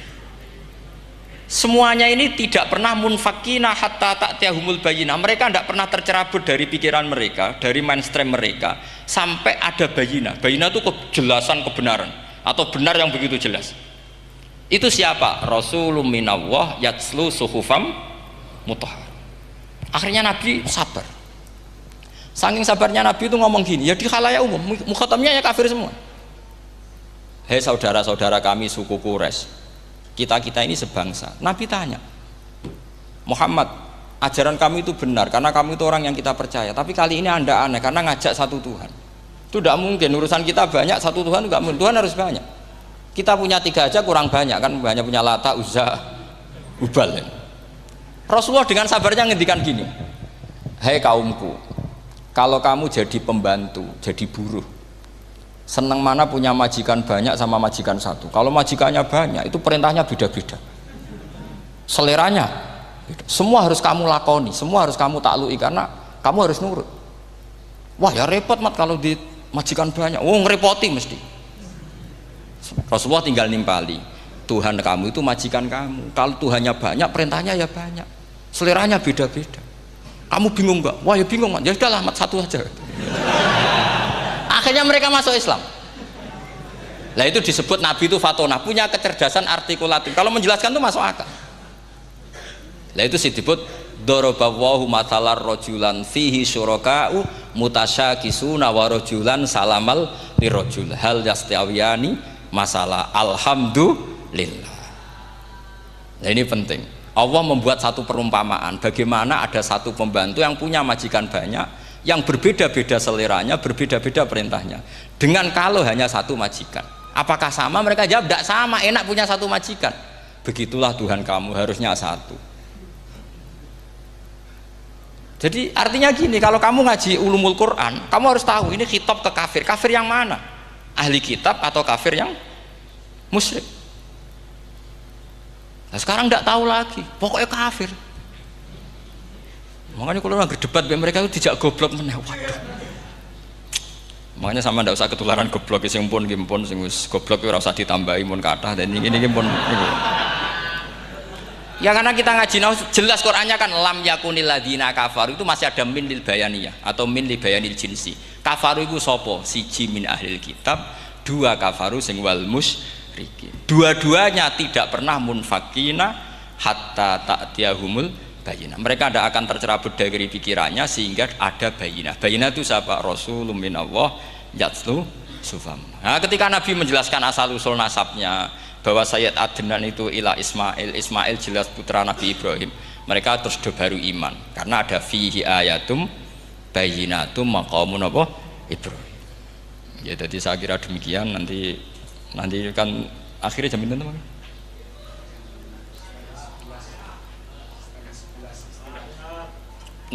Oh, niki jam pinten istiwa? Nggih, terus saya pikir niku nggih. Kalau misalnya tadi ada tanya jawab, ya tanya jawab carane ngalim saja kan.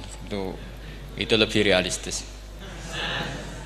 Karena kalau sampean iskal, misalnya saya iskal dengan ini kan malah bingung kan. Kalau kamu terkenal pinter, iskal kita goblok. Nah wis pinter kok iskal itu. Jadi saya niru ilmunya Abu Nawas. Abu Nawas sudah bisa pidato. Nggak bisa pidato, suatu saat dipaksa pidato sama khalifah itu. Hei para hadirin, kamu pinter apa goblok? Nah mereka pinter, mau ngandani wong pinter, terus pinter kok ngandani gitu. Akhirnya hadirin itu kan karena seneng sama Abu Nawas itu seneng. Ya sudah Abu Nawas, kalau gitu kita goblok. Aku mau mengambil wong goblok. Akhirnya terus wassalamualaikum warahmatullahi wabarakatuh. Jadi itu Abu Nawas juga bisa pidato, tapi dia tahu saja caranya menyelesaikan masalah. Jadi itu Abu Nawas. Jadi ya orangnya kacau tapi cerdas itu, makanya jadi guyonan. Sebenarnya Abu Nawas itu figur yang nyata, tapi tidak senaif yang diceritakan orang-orang di anekdot itu. Ya, beliau itu orang soleh ketika era Harun ar-Rasyid. Tapi ya tadi karena banyak cerita yang macam-macam. Ya, Abu Nawas itu, makanya ini cerita anekdot. Jadi riwayatnya agak jelas tapi lucunya jelas. Jadi itu. Dia itu mangkel punya tetangga profesor ahli astronomi. Adiknya itu mau iso omong tok. Abu Nawas mau pinter molak-malik omong kan masyhur itu dia cerita. Hari Senin tanggal sekian lihat Abu Nawas di alun-alun mau terbang. Orang lihat semua itu Abu Nawas itu ya sudah di podium ya hanya gitu-gitu. Kok nggak mau terbang-terbang? Ya mau itu ya tidak. Wassalamualaikum warahmatullahi wabarakatuh. Yang bilang Abu Nawas terbang siapa? Abu Nawas mau terbang. Yang namanya mau itu ya tidak.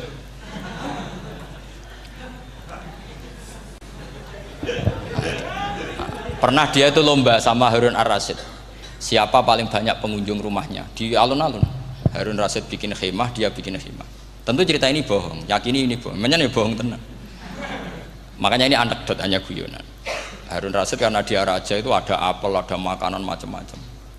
Ya tentu pengunjungnya banyak. Batas akhir itu penilaian jam 12 malam. Abu Nawas tenang, satu pun nggak ada pengunjung, nggak ada makanan, nggak ada apa. Pas jam 12 rumahnya dia, kemahnya dibakar. Orang ke dia semua. Tit menang dia karena jumlahnya. Bahkan Harun Rasyid itu datang ke kemahnya dia karena lombanya kan pengumpulan massa terbanyak tit jam 12.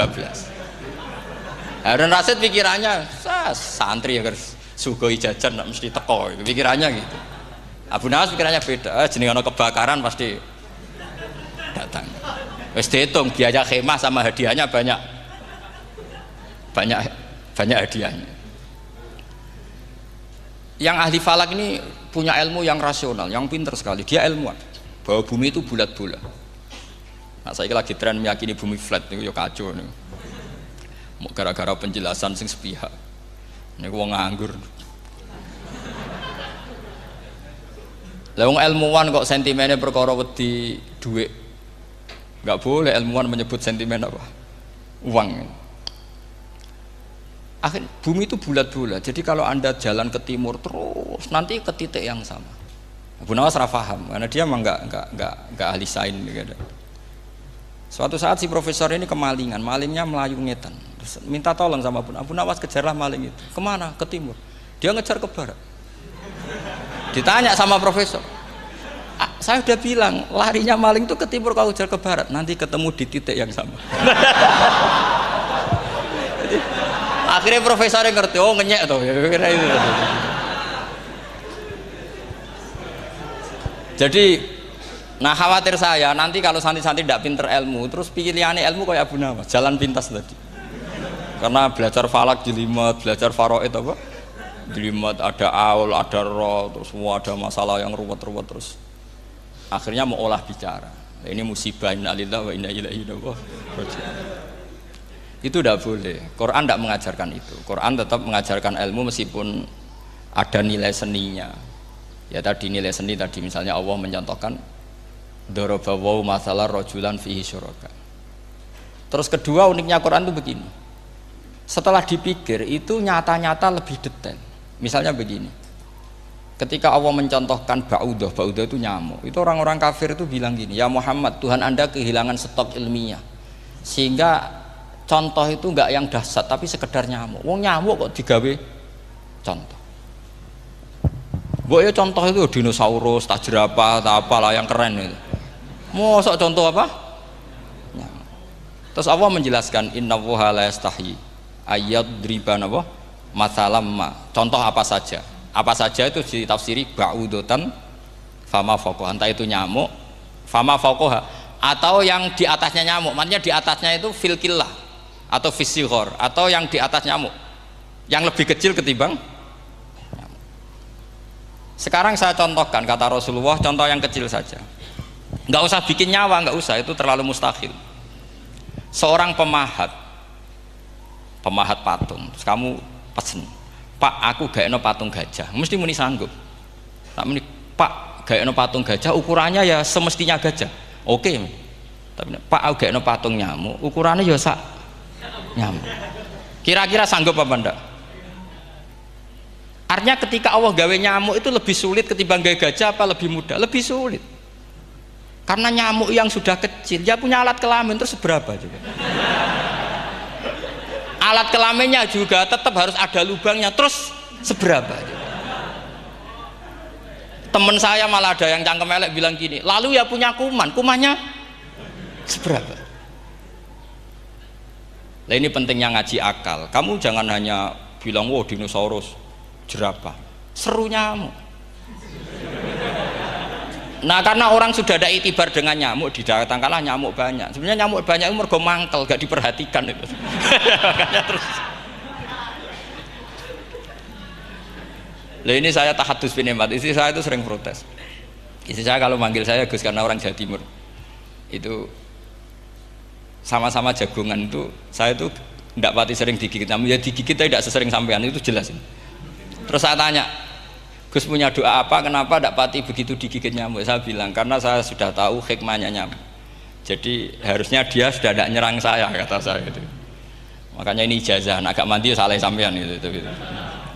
Karena tadi logika yang terbangun gitu. Kalau Allah bikin gajah, melubangi belalai gajah itu masih masuk akal. Bahkan saat kita bikin patung masih bisa.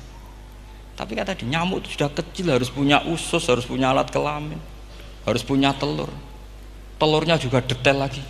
Ini disebut inna woha la istahyi ayyadriba mathalam ba'udah. Sehingga ba'udah di mata ahli tafsir, di mata ulama ini contoh yang luar biasa. Tapi di mata orang-orang yang nggak seneng mikir, kok terima nyamuk itu. Makanya saya minta kangkang di sini bisa makan itu harus syukur. Makan itu luar biasa. Saya itu sering nyontohkan di Jogja ini. Saya punya teman sakit, kalau nggak ada obat dari Belanda itu mati. Kalau ini nggak dapat obat bagus dari Belanda atau dari Jerman itu meninggal. Berapa bulan lagi matinya? 3 bulan. Kalau nggak sampai dapat obat mati 3 bulan. Oh masih mandi obat yang di Jogja, apa itu makan atau minum? Kalau orang tidak minum tidak sampai 3 bulan sudah mati. Boy orang itu mikir seperti itu. Tapi kita ini kalau obat dari Jerman, dari Belanda itu hebat. Kalau enggak kita mati sebulan lagi, 3 bulan lagi. Allah bikin obat pada kita tiap hari, yaitu kita bisa makan, bisa minum. Itu kalau sekali nggak makan 5 hari bisa mati sama. Tapi kita kan ngakan tuh hal yang biasa, nak duit iso utang terus dianggap biasa. Ini kalau ulama masalah besar. Punya otak seburuk itu masalah besar bagi ulama. Sehingga Allah tidak malu ketika ngendikan kulu wasrobu, tidak malu karena makan ini urgen, sangat penting. Dan Allah tidak malu meskipun Quran itu temanya kelas tinggi, biasa Allah mengatakan jong kowe kulu minta ibadi marusaknakum, kamu makanlah. Karena minum obat itu kebutuhan kita ketika sakit. Tapi kalau makan adalah kebutuhan kita sihatan wasukman, saat sakit maupun saat sehat. Nah, kalau Anda dengan kualitas ini, ketika Allah membicarakan makanan itu Anda akan respect sama Allah karena memang ini urgen betul. Tapi kalau Anda cara berpikir gini, hanya cari horo ibal ilmu yang aneh, yang seru, kamu baca ayat itu akan menjadi biasa-biasa saja. Dan itu masalah bagi mahabbah Anda pada Al-Quranul Karim. Ya saya kira demikian. Terus mangke saya pikir tidak etis ya, kan ini Jumat nanti sing biasa itikaf nanti terganggu. Nanti saya ada ke problem. Ya kalau ada tanya jawab ya saya mohon tadi ya, karena ini zaman akhir saya memang butuh sekali. Kenapa saya mau datang? Satu, hormat Kiai Hanan. Dua, saya memang ingin banyak mufassir lagi, jangan hanya lewat baca terjemah kemudian merasa menjadi ahli apa? Quran atau ahli tafsir. Itu musibah besar itu masalah besar itu. Ya pokoknya saya mohon lah ya setidaknya gitu. Misalnya orang kafir, kamu cari saja orang kafir, ternyata ada yang harbi, ada yang dhimmi, ada yang mu'ahad, ada yang mustakman. Lalu dalam tarikh ada kafir Yahudi, kafir Nasrani, kafir ahli kitab. Kalau di fikih ada kafir yang lahum kitabun, ada yang tidak lahum kitabun. Kalau yang lahum kitabun disebut ini kitabiyah kholiso, yang tidak itu kan beda-beda di fikih, boleh nikahnya ndak, khilu dhabihatihim atau tidak, itu kan detail sekali. Makanya saya mohon ini latihan detail. Oke, sampean tetap ngaji, sering khatam itu bagus karena mengumpulkan semua ilmu. Tapi sampean harus menganalisis secara apa? Saya dulu ngaji Mbah Mun Muslim ya kilatan. Tapi saya ngapalkan sama Gus Subab. Gus Subab putrane Mbah Mun, dulu muridnya Said Muhammad. Saya itu tak pelajari lagi di rumah. Tak analisis lagi setelah besar sampai sekarang karena ya itu beda. Kita selalu Robbi zidni apa? Ilma. Misalnya begini contoh ya, contoh. Kita mungkin tahu maknanya ayat tertentu itu begini. Misalnya begini. Faqula lahu qawlan layyinan la'allahu yatadzakkaru aw yakhsha. Musa dan Harun, jika kamu datang ke Fir'aun, maka kalau ngomong, kalau dakwah itu qaulal layyinan, dengan dakwah yang halus. Nggih, qaulal layyinan. Ini bagi yang ekstremis harus baca dialek ini. Ini kisah nyata yang diceritakan Habib Zain bin Semit ketika ngarang Al-Manhajus Sawi. Juga diulang-ulang di beberapa kitab. Suatu saat ada ustadz, corong Jawa Kemelinti, datang ke Harun Ar-Rasyid. Harun Ar-Rasyid ini Banil Abbas, termasuk zuriyahnya Abdullah bin Abbas. Karena Harun Ar-Rasyid sebagai khalifah tentu salahnya banyak, namanya pejabat pasti salahnya banyak. Meskipun kebaikannya juga banyak, tapi salahnya juga banyak. Kalau kita kan tidak pejabat, salahnya tidak banyak, tapi prestasinya juga tidak banyak. Ya kan, misalnya ada tamu Raja Salman, katanya hormat tamu wajib, kamu kan tidak bisa hormat. Karena dia juga tidak mau dihormati kita kan. Nah terus si ustadz tadi datang begini, saya itu masih hafal teksnya, ya Amirul Mukminin, inni nasihun lak famusyaddidun alaika fala tajidanna ala nafsika fi nafsika aliyya syai'an. Saya ini mau nasihati Anda, tapi saya maaf sekali karena nasihat saya ini kasar sekali. Musyaddid itu kasar, keras. Fala tajidanna fi nafsika aliyya syai'an, saya mohon jangan dimasukkan hati lah. Makanya terjemah bebasnya jangan masukkan hati. Katanya Harun Rasyid langsung marah. Uskut ya jahil, kamu itu ustadz bodoh. Kamu tidak boleh keras sama saya. Dia masih bantah, saya keras sama Anda karena Anda salahnya banyak. Terus apa kata Harun Ar-Rasyid? Inna wa ta'ala qad arsala man huwa khairum minka ila man huwa syarrum minni wa ma'adzalika qala ta'ala faqula lahu qaulal layyinan. Allah mengutus orang yang jelas lebih baik ketimbang kamu, yaitu Musa dan Harun. Musa dengan ustadz ini baik mana? Tidak, sama jawab saja. Baik Nabi Musa kan? Ilaman huwa syarrun minni. Fir'aun dengan Harun Ar-Rasyid buruk mana? Buruk Fir'aun. Itu saja masih dengan etika faqula lahu qaulal layyinan. Musa dan Harun kamu harus sopan. Ndak wae Fir'aun wajib sopan, ndak wae aku ra sopan. Lah ini sudah iktibar dari terjemah netral atau terjemah yang datar bahwa Allah ngutus Musa dan Harun ke Fir'aun dan Musa dan Harun diharuskan qaulal layyinan. Tapi menjadi energi mafhum yang luar biasa. Nak dakwai Fir'aun wae qaulan layyinan apa maneh dakwai padha-padha mukmin. Makanya kata Harun Rasyid, uskut ya jahil. Inna wa ta'ala qad arsala man huwa khairum minka ila man huwa syarrun minni. Wa ma'adzalika qala ta'ala faqula lahu qaulal layyin. Ya saya kira demikian, saya kembalikan ke moderator.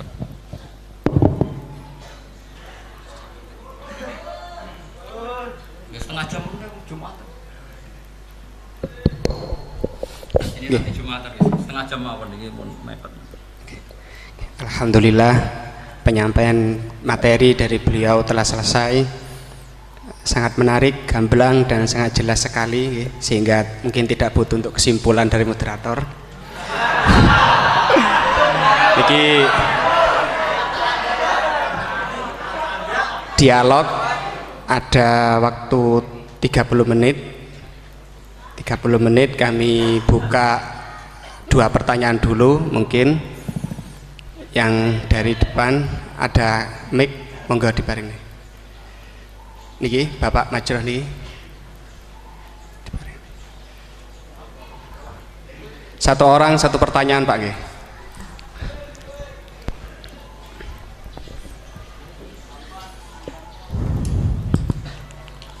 Terima kasih waktunya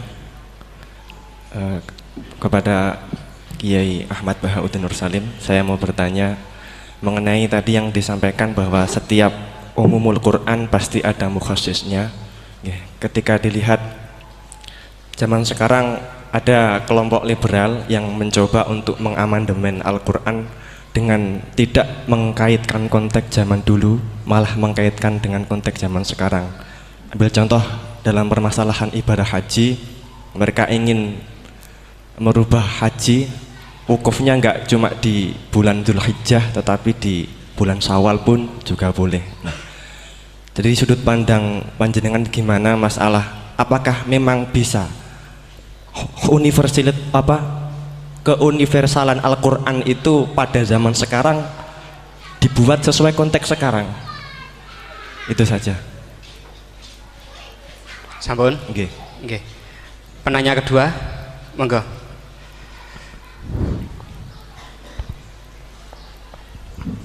Assalamualaikum warahmatullahi wabarakatuh. Waalaikumsalam.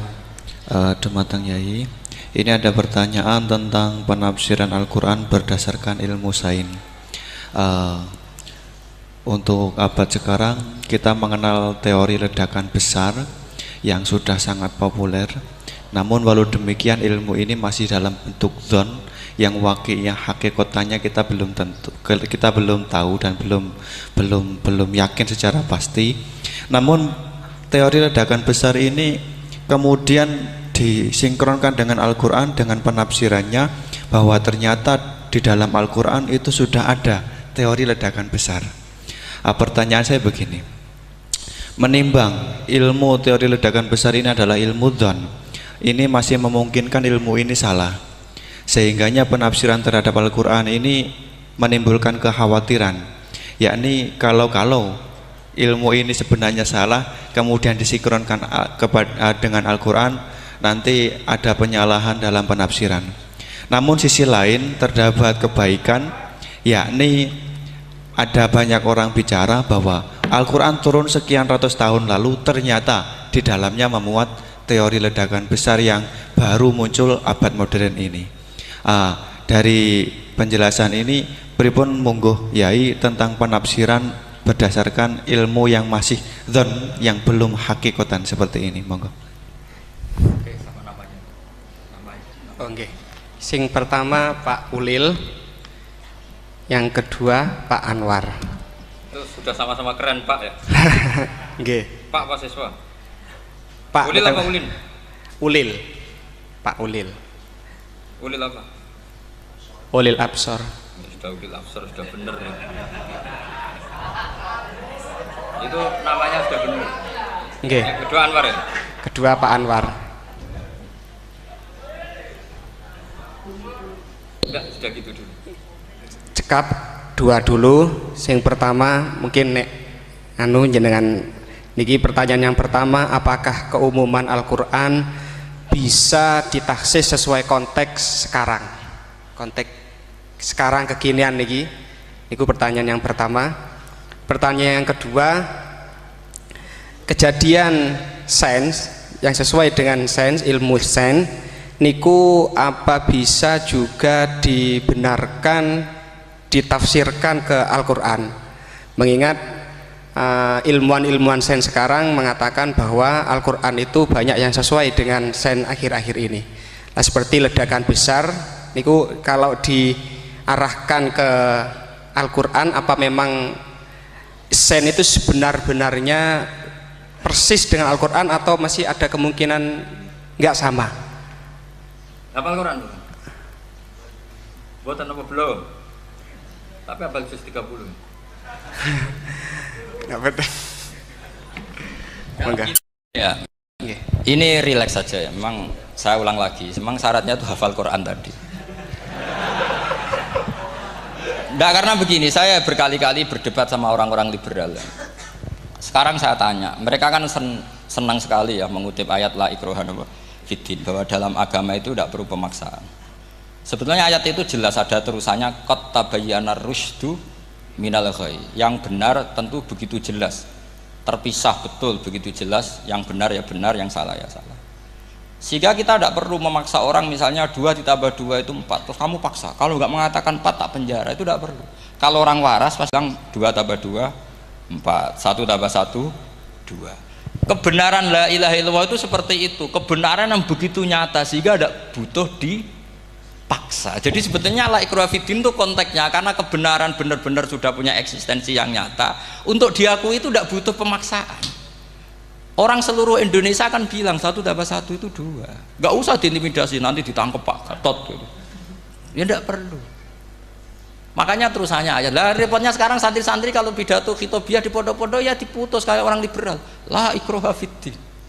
Itu belum wakaf, masih qad tabayyana rusydu minal ghayy. Paham yang saya maksud ya? Sehingga kadang Nabi itu ngendikan secara ekstrim. Misalnya mangqala la ilaha illallah dakhalal jannah. Siapa yang meyakini la ilaha illallah nanti pasti masuk surga. Entah kapan pasti masuk surga. Kalau belum ya antri masih, tapi pasti lah. Terus Nabi sempat ngendikan itu hadis sahih, wa in zana wa in saraka, meskipun pernah punya masa lalu, zina itu fi'il madhi, pernah punya masa lalu, pernah zina, pernah maling. Itu sampai 3 kali sahabat protes. Tapi saya berkali-kali ngomong di ngaji di Jogja, di Bojonegoro, di rumah ngomong. Kebenaran yang absolut, kebenaran yang hakiki tidak bisa terganggu oleh perilaku sosial. Bukan masalah seakan-akan hadis ini membolehkan zina, itu tidak mungkin. Inna wa la ya'muruna bil fahsya. Allah tidak akan nyuruh hal yang buruk. Tapi saya beri satu logika, satu analogi. Kalau rektor Al-Azhar kamu tanya, 1 tambah 1 berapa Pak Rektor? Pasti bilang 2. Kamu tanya Amrozi ya bilang 2. Kamu tanya Pak Ahok ya bilang 2. Kamu tanya Anies Baswedan ya bilang 2.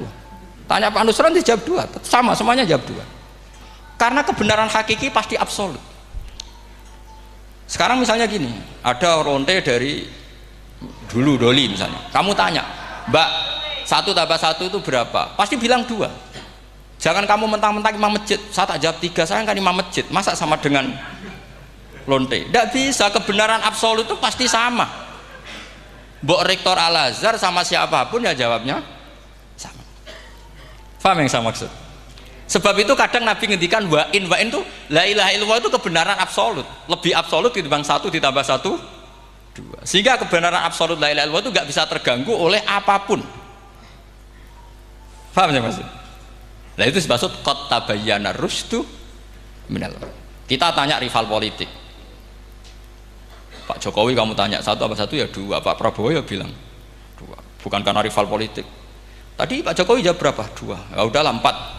Tidak ada seperti itu. Nah, itu disebut qad tabayyana rusdu. Nah kembali ke ide tadi, ide bahwa wukuf boleh di mana saja, terus boleh tidak syawal, itu udah ide. Sebenarnya sampean mikir saja itu sudah kriminal. Berarti sampean ngapalkan pikiran salah ya. Karena kalau kita diskusikan itu lucu sekali, karena ya itu sudah begini loh kaidah khilaf itu. Saya kasih tahu. Walaysa kullu khilafin jaa mu'tabara illa khilafal ladzi khadzum minan nadhari. Tidak semua khilaf itu dianggap satu khilaf, satu perbedaan pendapat kalau kualitasnya nggak sama-sama mutu. Kalau yang satu nggak mutu itu nggak dianggap khilaf, nggak level. Itu tadi misalnya Imam Ghazali ngendikan begini, qala al-Ghazali gini-gini. Pasti saingannya ya qala Nawawi atau qala Al-Qurtubi atau qala siapalah. Jangan qala al-Ghazali terus kamu saingi menurut Ustadz dari Solo, dari Jogja, wah ya udah level masa Imam Ghazali disaingi. Itu ya aturannya seperti itu. Ini jelas. Rasulullah sendiri yang ngendikan al-hajju arafah, bahwa syarat sahnya haji adalah wukuf, dan Nabi menyebut Arafah. Tentu kita tidak pernah memperbandingkan apa yang disabdakan Nabi dengan yang jadi pikiran mereka itu. Kalau mereka alasannya karena orang bergumul di situ, di Mina, di Arafah, gara-gara waktunya sama, titiknya sama, terus terjadi kematian gini. Apa yang nggak wukuf di Arafah itu hidup semua. Itu kan kayak dalilnya orang rokok mari cepat mati. Oh, sing ora rokok ya mati. Orang-orang jil juga mati. Orang-orang liberal yang pikirannya katanya ingin menyelamatkan kehidupan juga pada akhirnya mereka mati. Mendingan mati di Arafah, keren di tanah suci. Bodoh usah begitu. Sebenarnya begini loh, mereka itu menjadi salah karena nggak mau ngaji fikih secara serius. Saya itu memang menyesal sekali ya, kenapa sih orang wukuf itu kok dungani suwira barbar itu memang sakiliane. Boy dongo aku yakin pangeran apian sedilu itu tetap dituruti gitu aja, gak usah lama-lama. Ya kata hikam kan gitu, ngelingno pangeran udah suwi-suwi, sing perlu dielingno sing iso lali, pangeran iso lali kok amen mbok elingno wae kan gitu cara madzhab hikam. Makanya kata madzhab hikam kan gitu, wa inna ma yunabbahu man yajuzu alaihil ikhfal, yang boleh diingatkan yang mungkin lupa. Tapi kalau masih ingat ya sudah tidak usah diingatkan lagi. Doa itu sekali saja. Saya ini termasuk korban kitab hikam. Loh, saya itu berkali-kali ke Mekah. Itu saya kalau dongo itu pertama di Multazam berdoa. Itu saya sebagai santri, ya pas di Multazam ingin berdoa lagi. Tapi mesti spontan tuh ingat hikam. Yang boleh diingatkan, yang mungkin lupa. Akhirnya bilang, ya sudah tadi Gusti, ya gitu dong. Di putaran ketiga bilang, tadi loh Gusti, ya gitu terus. Karena memang saya malu mengingatkan zat yang nggak mungkin lupa. Tapi sampean jangan ikut saya, ini kriminal. Ini termasuk sisi-sisi kriminal ilmu saya. Tapi ilmunya ada, sampean cari di hikam. Wa inna ma yunabbahu man yajuzu alihil ikhfal. Yang boleh diingatkan, yang berpotensi lupa. Mungkin Anda punya dalih, wah aku dongo mau nunjukno butuh Gus, tapi rakemin disembadani. Ya alhamdulillah aku yang ngono. Tapi tak pikir makom sampean tidak seperti itu, tetap kepengen disembadani. Lalu pertanyaannya kemudian, kalau kita ngikuti fikih, sebetulnya nggak perlu menumpuk di Arafah. Sama cari di takrib, di mu'in, di semua bab fikih. Wukuf di Arafah itu sah dan tidak perlu muksun. Walau mutarodidan, meskipun hanya jalan-jalan. Bahkan di Fathul Mu'in diberi walau lagi, walau fitolabi abidin. Moro Arafah, golek duit ceblok atau golek apa, ini ya wis sah. Lu andai kan semua melakukan itu mau ngesif muter saja kan selesai kan. Mari terus dodongkrok di situ lama-lama. Iya enggak? Zaman Fathul Mu'in itu dihentikan walau mutarodidan, lewat tok itu sudah sah. Bahkan walau fitolabi abikan, meskipun tidak punya niat wukuf, pokoknya ke situ, ya sudah nyari-nyari apa. Gitu. Sing mari menumpuk gara-gara semua itu ingin ideal. Wah mumpung di Arafah, ngentekno Tegal, ngentekno sawah, wah sudah. Makanya kalau haji itu sama orang yang ngedol Tegal mesti seru, wah itu nangis. Haji be orang alim atau orang KBIH gak iso nangis karena malah badi kan dia kan nggak pati iso nangis mesti itu. Nah ini kan, nah ini penting saya utarakan. Jadi andikan orang itu ya haji kayak orang-orang alim. Setahu saya orang-orang alim kalau haji ya biasa saja, sekadarnya. Karena ya dia tahu ini masalah karena nanti ganggu yang lain, sekadarnya. Karena kita ini berlebihan, akhirnya menumpuk di situ. Padahal fikih zaman dulu sudah mengatakan walau mutarodidan fitolabi abikin, jelas itu takbirnya. Masih ingat atau tidak takbir itu? Harus ingat kalau. Jadi ini kan problem kita lagi-lagi tidak hafal, kita tidak menguasai ngotok fikih. Saya dulu sinau Fathul Mu'in, makanya Gus Zofur itu cerita, kita ini hidup, Gus Zofur sering cerita ke saya, kita ini hidup berkah Gus. Zaman saya jenengan itu rata-rata teman-teman Fathul Mu'in itu setengah hafal i'anah. Ya karena kompetitornya ya baik, peminatnya ya baik.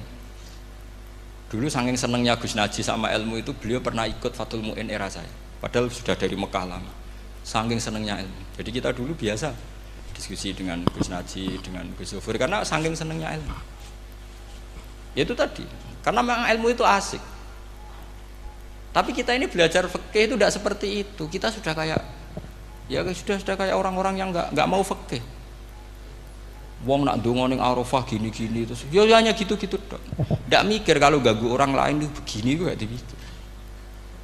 Itu satu. Jadi menurut saya sampean jangan pernah terlintas bahwa pendapat jil atau apa saja itu pendapat. Walaysa kullu khilafin ja'a mu'tabaro illa khilafal ladzi khadzu minan nadhari. Tidak semua khilaf itu kita hitung khilaf kecuali yang kualitasnya sama. Kecuali begini kualitasnya agak sama. Misalnya sholat jenazah. Sholat jenazah itu trennya kan mayit di depan, terus imamnya itu di belakang.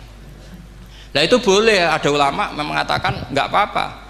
Sholat jenazahnya di depan, mayit imamnya di jenazahnya di belakang, imamnya di depan.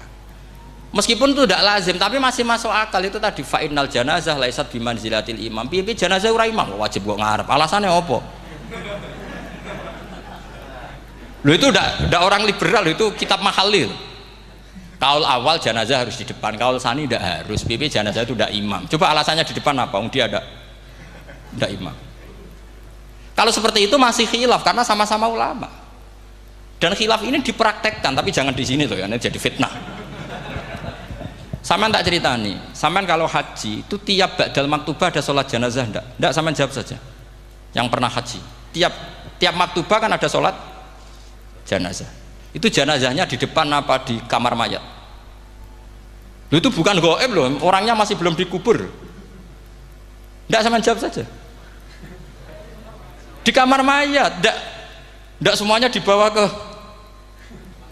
depan. Artinya ada konteks tertentu, mungkin kauliku ya ono gunane dalam konteks Mekah karena orangnya banyak sibuk ora kober nggawa napa jenazah. Tapi nek dalam konteks Indonesia ya suul adab. Wong keren pisan kok ngarepe kok ora oleh gitu loh. Jadi ya kalau kiai kan biasa kok ngarep keren. Misalnya jenazah wong awam kesempatan sak ngarepe kiai yo pas mati kowe kok ora oleh gitu. Jadi cara kula itu kan. Lah iya misalnya ana wong awam goblok mati. Jenazah dak kok nguri. Dadi yo apa dadi ngarepe kiai pisan kok ora oleh gitu loh. Jadi merasa itu. Tapi kalau kamu mengatakan ini fardu ain, kalau nggak di depan nggak salah, alasan Anda apa? Ini tuh udah imam. Yang wajib di depan kita ini kalau imam. Lah seperti itu khilaf. Ini cerita khilaf. Mutu, alasannya sama-sama mutu. Qailnya yang punya pendapat ya sama-sama mutu karena diceritakan kita mahali. Dan dipraktekkan di Arab Saudi, yaitu banyak jenazah di kamar mayat, tetap sholat apa? Jenazah. Gaib. Itu pernah saya praktekkan, tapi sekali itu saja, mungkin tidak terulang. Pas kemarin Mbak Nafe Hajin, Mbak Nafe itu dekat jenazah itu tidak mungkin, banyak sekali. Gak sholat itu bengi-bengi tante ini nganti jam loro, dan saya akrab sama beliau, sering guyon sama saya. Sebelum meninggal itu berkali-kali, ya memang masih keluarga sama saya, jadi sering guyon. Dulu sering guyon sama saya. Ya, aku sebenarnya tenanan, ini sering ngandani saya. Gitu. Saya nggak ngira kalau mau wafat. Akhirnya saya itu ke masjid sama anak saya namanya Hasan, acung nyolati Mbak Nafe. Pak kok nggak di depannya? Ya sudah ini darurat, karena nggak mungkin mendekat beliau. Jadi ya itu tadi buktinya sholat gaib. Sholat gaib juga misalnya orang Kediri boleh nggak nyolati orang yang mati di NTT yang lebih timur, boleh nggak? Boleh. Padahal mayatnya di belakang, karena memang nggak imam. Lah kalau seperti itu khilaf, ini cerita kalau seperti itu khilaf, meskipun agak-agak kontroversi tapi kualitasnya masih waras lah, masih bagus. Sampai kalau nggak percaya cari di mahali di bab jenazah. Kalau mahalinya ada di Qalyubi, tapi jelas saya yakin itu ada. Saya tidak donan yakin jangan. Kalau nu mulang, ya mulang terus tidak punya masalah ingatan, jadi ingat betul kalau takbir itu ada gitu. Jadi saya ingat betul kalau takbir itu ada. Nah terus pertanyaan kedua dari Kang Anwar tadi itu memang problem ya, tapi itu bisa diatasi lewat seni menulis. Biasanya kalau seorang penulis, apalagi di Indonesia itu kan gampang sekali, kalau kata itu bisa bias atau majas kan bisa dikasih tanda kutip, dikasih tanda apa? Kutip. Itu memang nyata ya.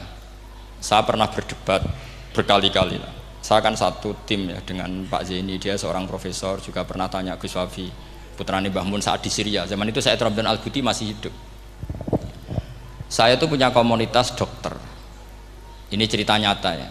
Yang dia tanya gini, Pak Bahak, kita ini ahli embriologi dan tidak pernah ada ceritanya ada segumpal darah dalam proses embriologi.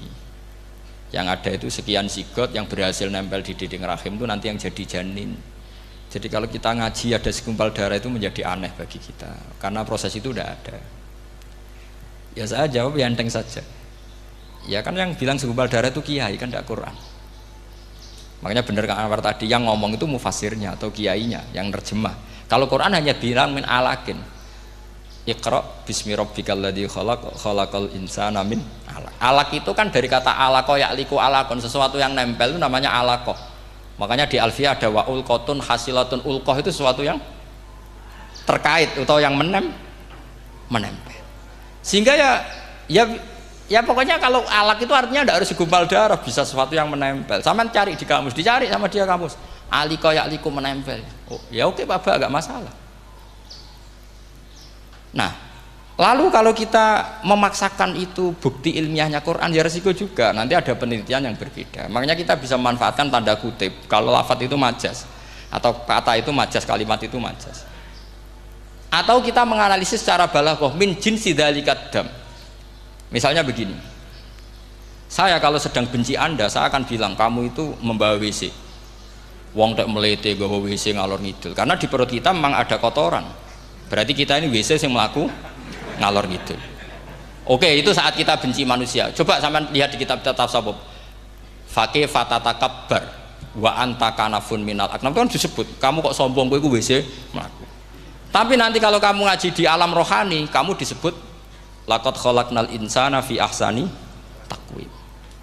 Artinya bisa saja alakin ini benar-benar maknanya segumpal darah, tapi dalam konteks manusia jenis kamu adalah jenis segumpal darah, bukan dalam proses embriologi mengalami segumpal darah. Kita masih bisa berkelit, asal kamu ilmunya banyak, hafalaman banyak, tetap bisa berkelit. Problemnya kadang kita tidak punya ilmu. Loh ya, ini kisah nyata ya. Jadi kemarin entah tanggal berapa saya lupa, itu kan Kemenak datang ke Yai, ke Mbah Mun, ke Gus Zofur. Di antara usul saya seperti itu, mbok terjemah Kemenak, kalau yang terkait sain itu dikasih bahasa yang bias, karena nanti kalau tidak bias, ini nanti ada penelitian kelihatan Quran dianggap loh ya, dianggap salah. Sebenarnya salah yang terjemah. Atau kita yakin sesuai ilmiah, ternyata suatu saat ada penemuan yang berbeda. Kita bisa manfaatkan tadi seni menulis tadi, misalnya tanda kutip atau dipakai kata bias. Ya misalnya begini, contoh paling gampang tadi, misalnya kita bangga misalnya Quran terbukti benar ketika mengatakan wa ja'ala bainahuma barzakha wa hijra mahjura, antara air tawar dan air laut itu ada pemisah. Kita mungkin ya setuju nyari-nyari ayat tentang Big Bang, tentang apa ledakan yang dahsyat. Tapi apapun itu teori itu bisa iya bisa tidak. Nah itu kita bisa manfaatkan tanda kutip. Atau seni pakai lughat. Saya beri contoh seni lughat begini. Keyakinan santri yang di sini, yang di kewegean sini, makhluk itu yang terkenal kan 3, manusia, jin, terus setan. Sudah kan 3 itu. Keyakinan sampean manusia dengan jin sama apa enggak? Beda kan, katanya beda. Terus jin dengan setan itu beda apa sama? Enggak, sampean jawab. Beda, rata-rata santri fikih bilang beda, karena jin itu bisa mukallaf, bisa sholat, bisa enggak. Kalau setan pasti enggak sholat. Tapi pecinta orang sholat dia, kalau orang sholat datang, penggemar dia, mau ganggu gitu. Nah sekarang pertanyaannya gini, lalu ketika para ulama mengatakan jin dan malaikat itu beda, jin dengan setan beda, tapi di Quran itu ada loh ayat fasajadu illa iblis kana minal jinni fafasaqa an amri rabbi. Jelas ayatnya di surat Isra kalau nggak salah tuh, kana minal jin, karena ono sopo iblis iku minal jinni. Padahal tadi Anda yakin iblis dan jin itu tidak sekategori, tapi ayat itu karena minal jin. Caranya gimana? Gampang, sama cari di tafsir Baghawi atau tafsir Ibnu Katsir. Caranya adalah dianalisis secara lughat. Sesuatu yang enggak kelihatan atau yang gelap disebut jannah. Misalnya malam, kata Quran apa? Falamma janna alaihi lailu ra'a kaukaba. Karena malam itu gelap disebut jannah. Orang yang gila karena masturul akli disebut majnun. Karena madatul kalimah sama-sama jinnun. Madatul kalimah kan sama kan? Jim nun musyaddad berarti jim nun nun. Saya ulang lagi ya. Kalau malam disebut falamma janna alaihi lailu. Kalau orang masturul akli disebut majnun. Orang dalam kandungan disebut janin. Kullu dzalika yusamma bidzalik li'annahu mastur. Semua dinamakan itu karena mastur, tidak kelihatan. Nah, sekarang sampai tak tanya, iblis itu kelihatan apa enggak? Enggak. Berarti kalau kana ana sapa iblis minal jinni setengah barang sing ora ketok. Kecumanane minal jinni kelompok jin. Nanti kamu masalah dengan kiai Anda meyakini, "Lho jin kok iblis?" Beda. Jin iku iso ngaji. Ya gampang saja, kalau jin yang sakolen ya jin yang bisa Islam bisa kafir. Tapi kalau kata jin yang dalam ilah iblis, karena minal jinni minal masturin. Faham yang saya maksud? Tetap bisa ada solusinya. Makanya ngaji itu jangan hanya Ibnu Katsir. Ibnu Katsir itu beliau hanya menjawab lewat riwayat. Beliau jarang bermain di lafadz. Tapi kalau sampean ngaji kayak tafsir Baghawi, kayak tafsir apa itu, subhanallah, ya Baghawi terus Bedawi, itu nganalisisnya sering pakai lafadz dan itu menjadi mudah. Misalnya lagi begini, sholat kita ini ya sholat yang muftatahatun bitakbir, muftatamatun bitaslim. Tapi kita secara lughat jelas as-sholat lughatan ad-du'a. Dan ada lafadz di Quran yang nggak mungkin kita maknani sholat itu dengan makna sholat yang mustalah alaihim tal fuqaha, yaitu di ayat khud min amwalihim shadaqatan tutahhiruhum wa tuzakkihim biha wa sholli alaihim inna sholataka sakanullah. Muhammad, kalau ada orang zakat ke kamu, sholli alaihim, kamu harus mensolati mereka. Wong cek urip kok sholati. Pasti maknane sholli ai ud'ulahum, kamu mendoakan. Terus inna sholataka sakanul lahum ai du'auka sakanul lahum, doa kamu membuat mereka tenang. Paham sih kalau maksud? Lagi-lagi kita, kalau Anda janggal secara ilmiah, ya sama seperti misalnya katanya bumi menurut Quran itu diciptakan dalam masa 6 hari. Padahal menurut teori Big Bang sekian juta tahun. Lu yaumin itu maknanya tidak harus 24 jam. Kullahinin bisa disebut kullah yaumin. Buktinya ayat yas'aluhu man fis samawati wal ard kulla yaumin huwa fi sa'an. Apa Allah memutus sesuatu nunggu 24 jam? Kullahinin wa kulla waqtin huwa fi sa'an. Makanya di terjemahan UII termasuk saya usul fi sitati ayam itu dalam 6 masa. Karena kalau orang bilang hari asumsinya itu 24 jam kali 6. Itu masih bisa, masih meskipun mungkin seperti itu, tapi ya mungkin tidak. Tapi kita masih bisa bermain kata gini, ku dinetralisir. Yaum maknanya khin. Napa maknanya napa? Khin. Kayak di apa? Yas'aluhu man fis samawati wal ardi kulla yaumin huwa fisa'an. Kayak di ayat lagi, limanil mulkul yaum. Allah tanya itu ketika di akhirat apa di dunia? Enggak, sama jawab. Di akhirat. Ketika nanti di akhirat Allah tanya, liman iku kedue sopo al mulku te kerajaan al yauma, limanil mulkul yaum lillahil wahidil fa inna fil akhirah laisa hunaka yaumun wala hunaka sa'a wala hunaka misalnya arbaun wa isruna sa. Di akhirat tidak ada 24 jam. Istilahnya Allah ya limanil mulkul yaum. Paham sih kalau maksud? Jadi lagi-lagi syaratnya hafal tadi. Nah, jadi artinya lafadz yaum dipakai di Quran berapa kali, konteksnya apa saja. Ya saya kira demikian. Mungkin kita anggap cekap ya, karena tadi apa, ini Jumatan terus tak pikir tanya itu ya saya yang tanya itu, karena itu tadi ya nggak apa-apa kalau masih ada yang tanya, tapi saya pikir ya itu tadilah yang saya utarakan. Saya kira cukup. Kalau ingin alim memang syaratnya harus hafal banyak, terus ya kalau ndak ya itu tadi harus orang sudah ndak ada semua, terus tinggal kita yang hidup, itu pasti kita alim sendiri itu. Ya pilihannya hanya itu. Tapi kalau ingin kompetisi masih gampang lah. Di Kediri banyak orang alim, di Rembang banyak, kan bisa. Cara Imam Bukhari al-luqi wal mu'asyarah, bisa sering ketemu lewat ngaji kilatan atau ngaji. Karena kiai banyak. Ada yang kiai fanatik khatam, kilatan. Di sarang ya banyak, kados Gus Said itu ngaji butuh khatam. Khatam itu barokah, kan pernah mendengar sekian. Ada kiai yang senengannya yang penting faham. Ada kiai yang kebetulan nasibnya baik, ya faham ya khatam. Itu ada santri macam-macam, yang penting khatam. Ono sing penting faham, ono sing penting ya penting untuk barokah. Terus repot aja gitu. Repot terus. Tapi yang penting itu saya mohon lah, kalau orang lain tahu Quran lewat terjemah, kita kalau bisa jangan. Kita ini ngaji Jalalain, ngaji tafsir Sawi, ngaji macam-macam. Saya itu kalau sinau tafsir itu tak ulang-ulang. Saya itu sampai lupa khatam Jalalain berapa kali, itu sampai lupa. Karena itu tadi, setiap saya baca pasti nanti analisisnya beda. Tadi misalnya u'budu robbakum, kalau dalam konteks orang kafir jelas wahidu robbakum, karena mereka masih melakukan isyrak. Tapi kalau orang Islam dibilang cong kamu ibadah, dawimu alal ibadah, karena sudah Islam. Itu Imam Suyuti tidak konsisten. Nggak konsistennya karena beliau orang alim. Ya Yuhannas kadang ditafsiri ahla Makkah. Memang saat itu konteksnya Makkah. Tapi dalam konteks Islam tentu wama arsalnaka illa kafatal lidasi basyira wa nadhira. Itu kan ulama. Kalau ingat asbabun nuzul ya Yuhannas jelas ahla Makkah. Tapi kalau ingat umumul Quran nas ya kullan nas, bukan harus ahla apa?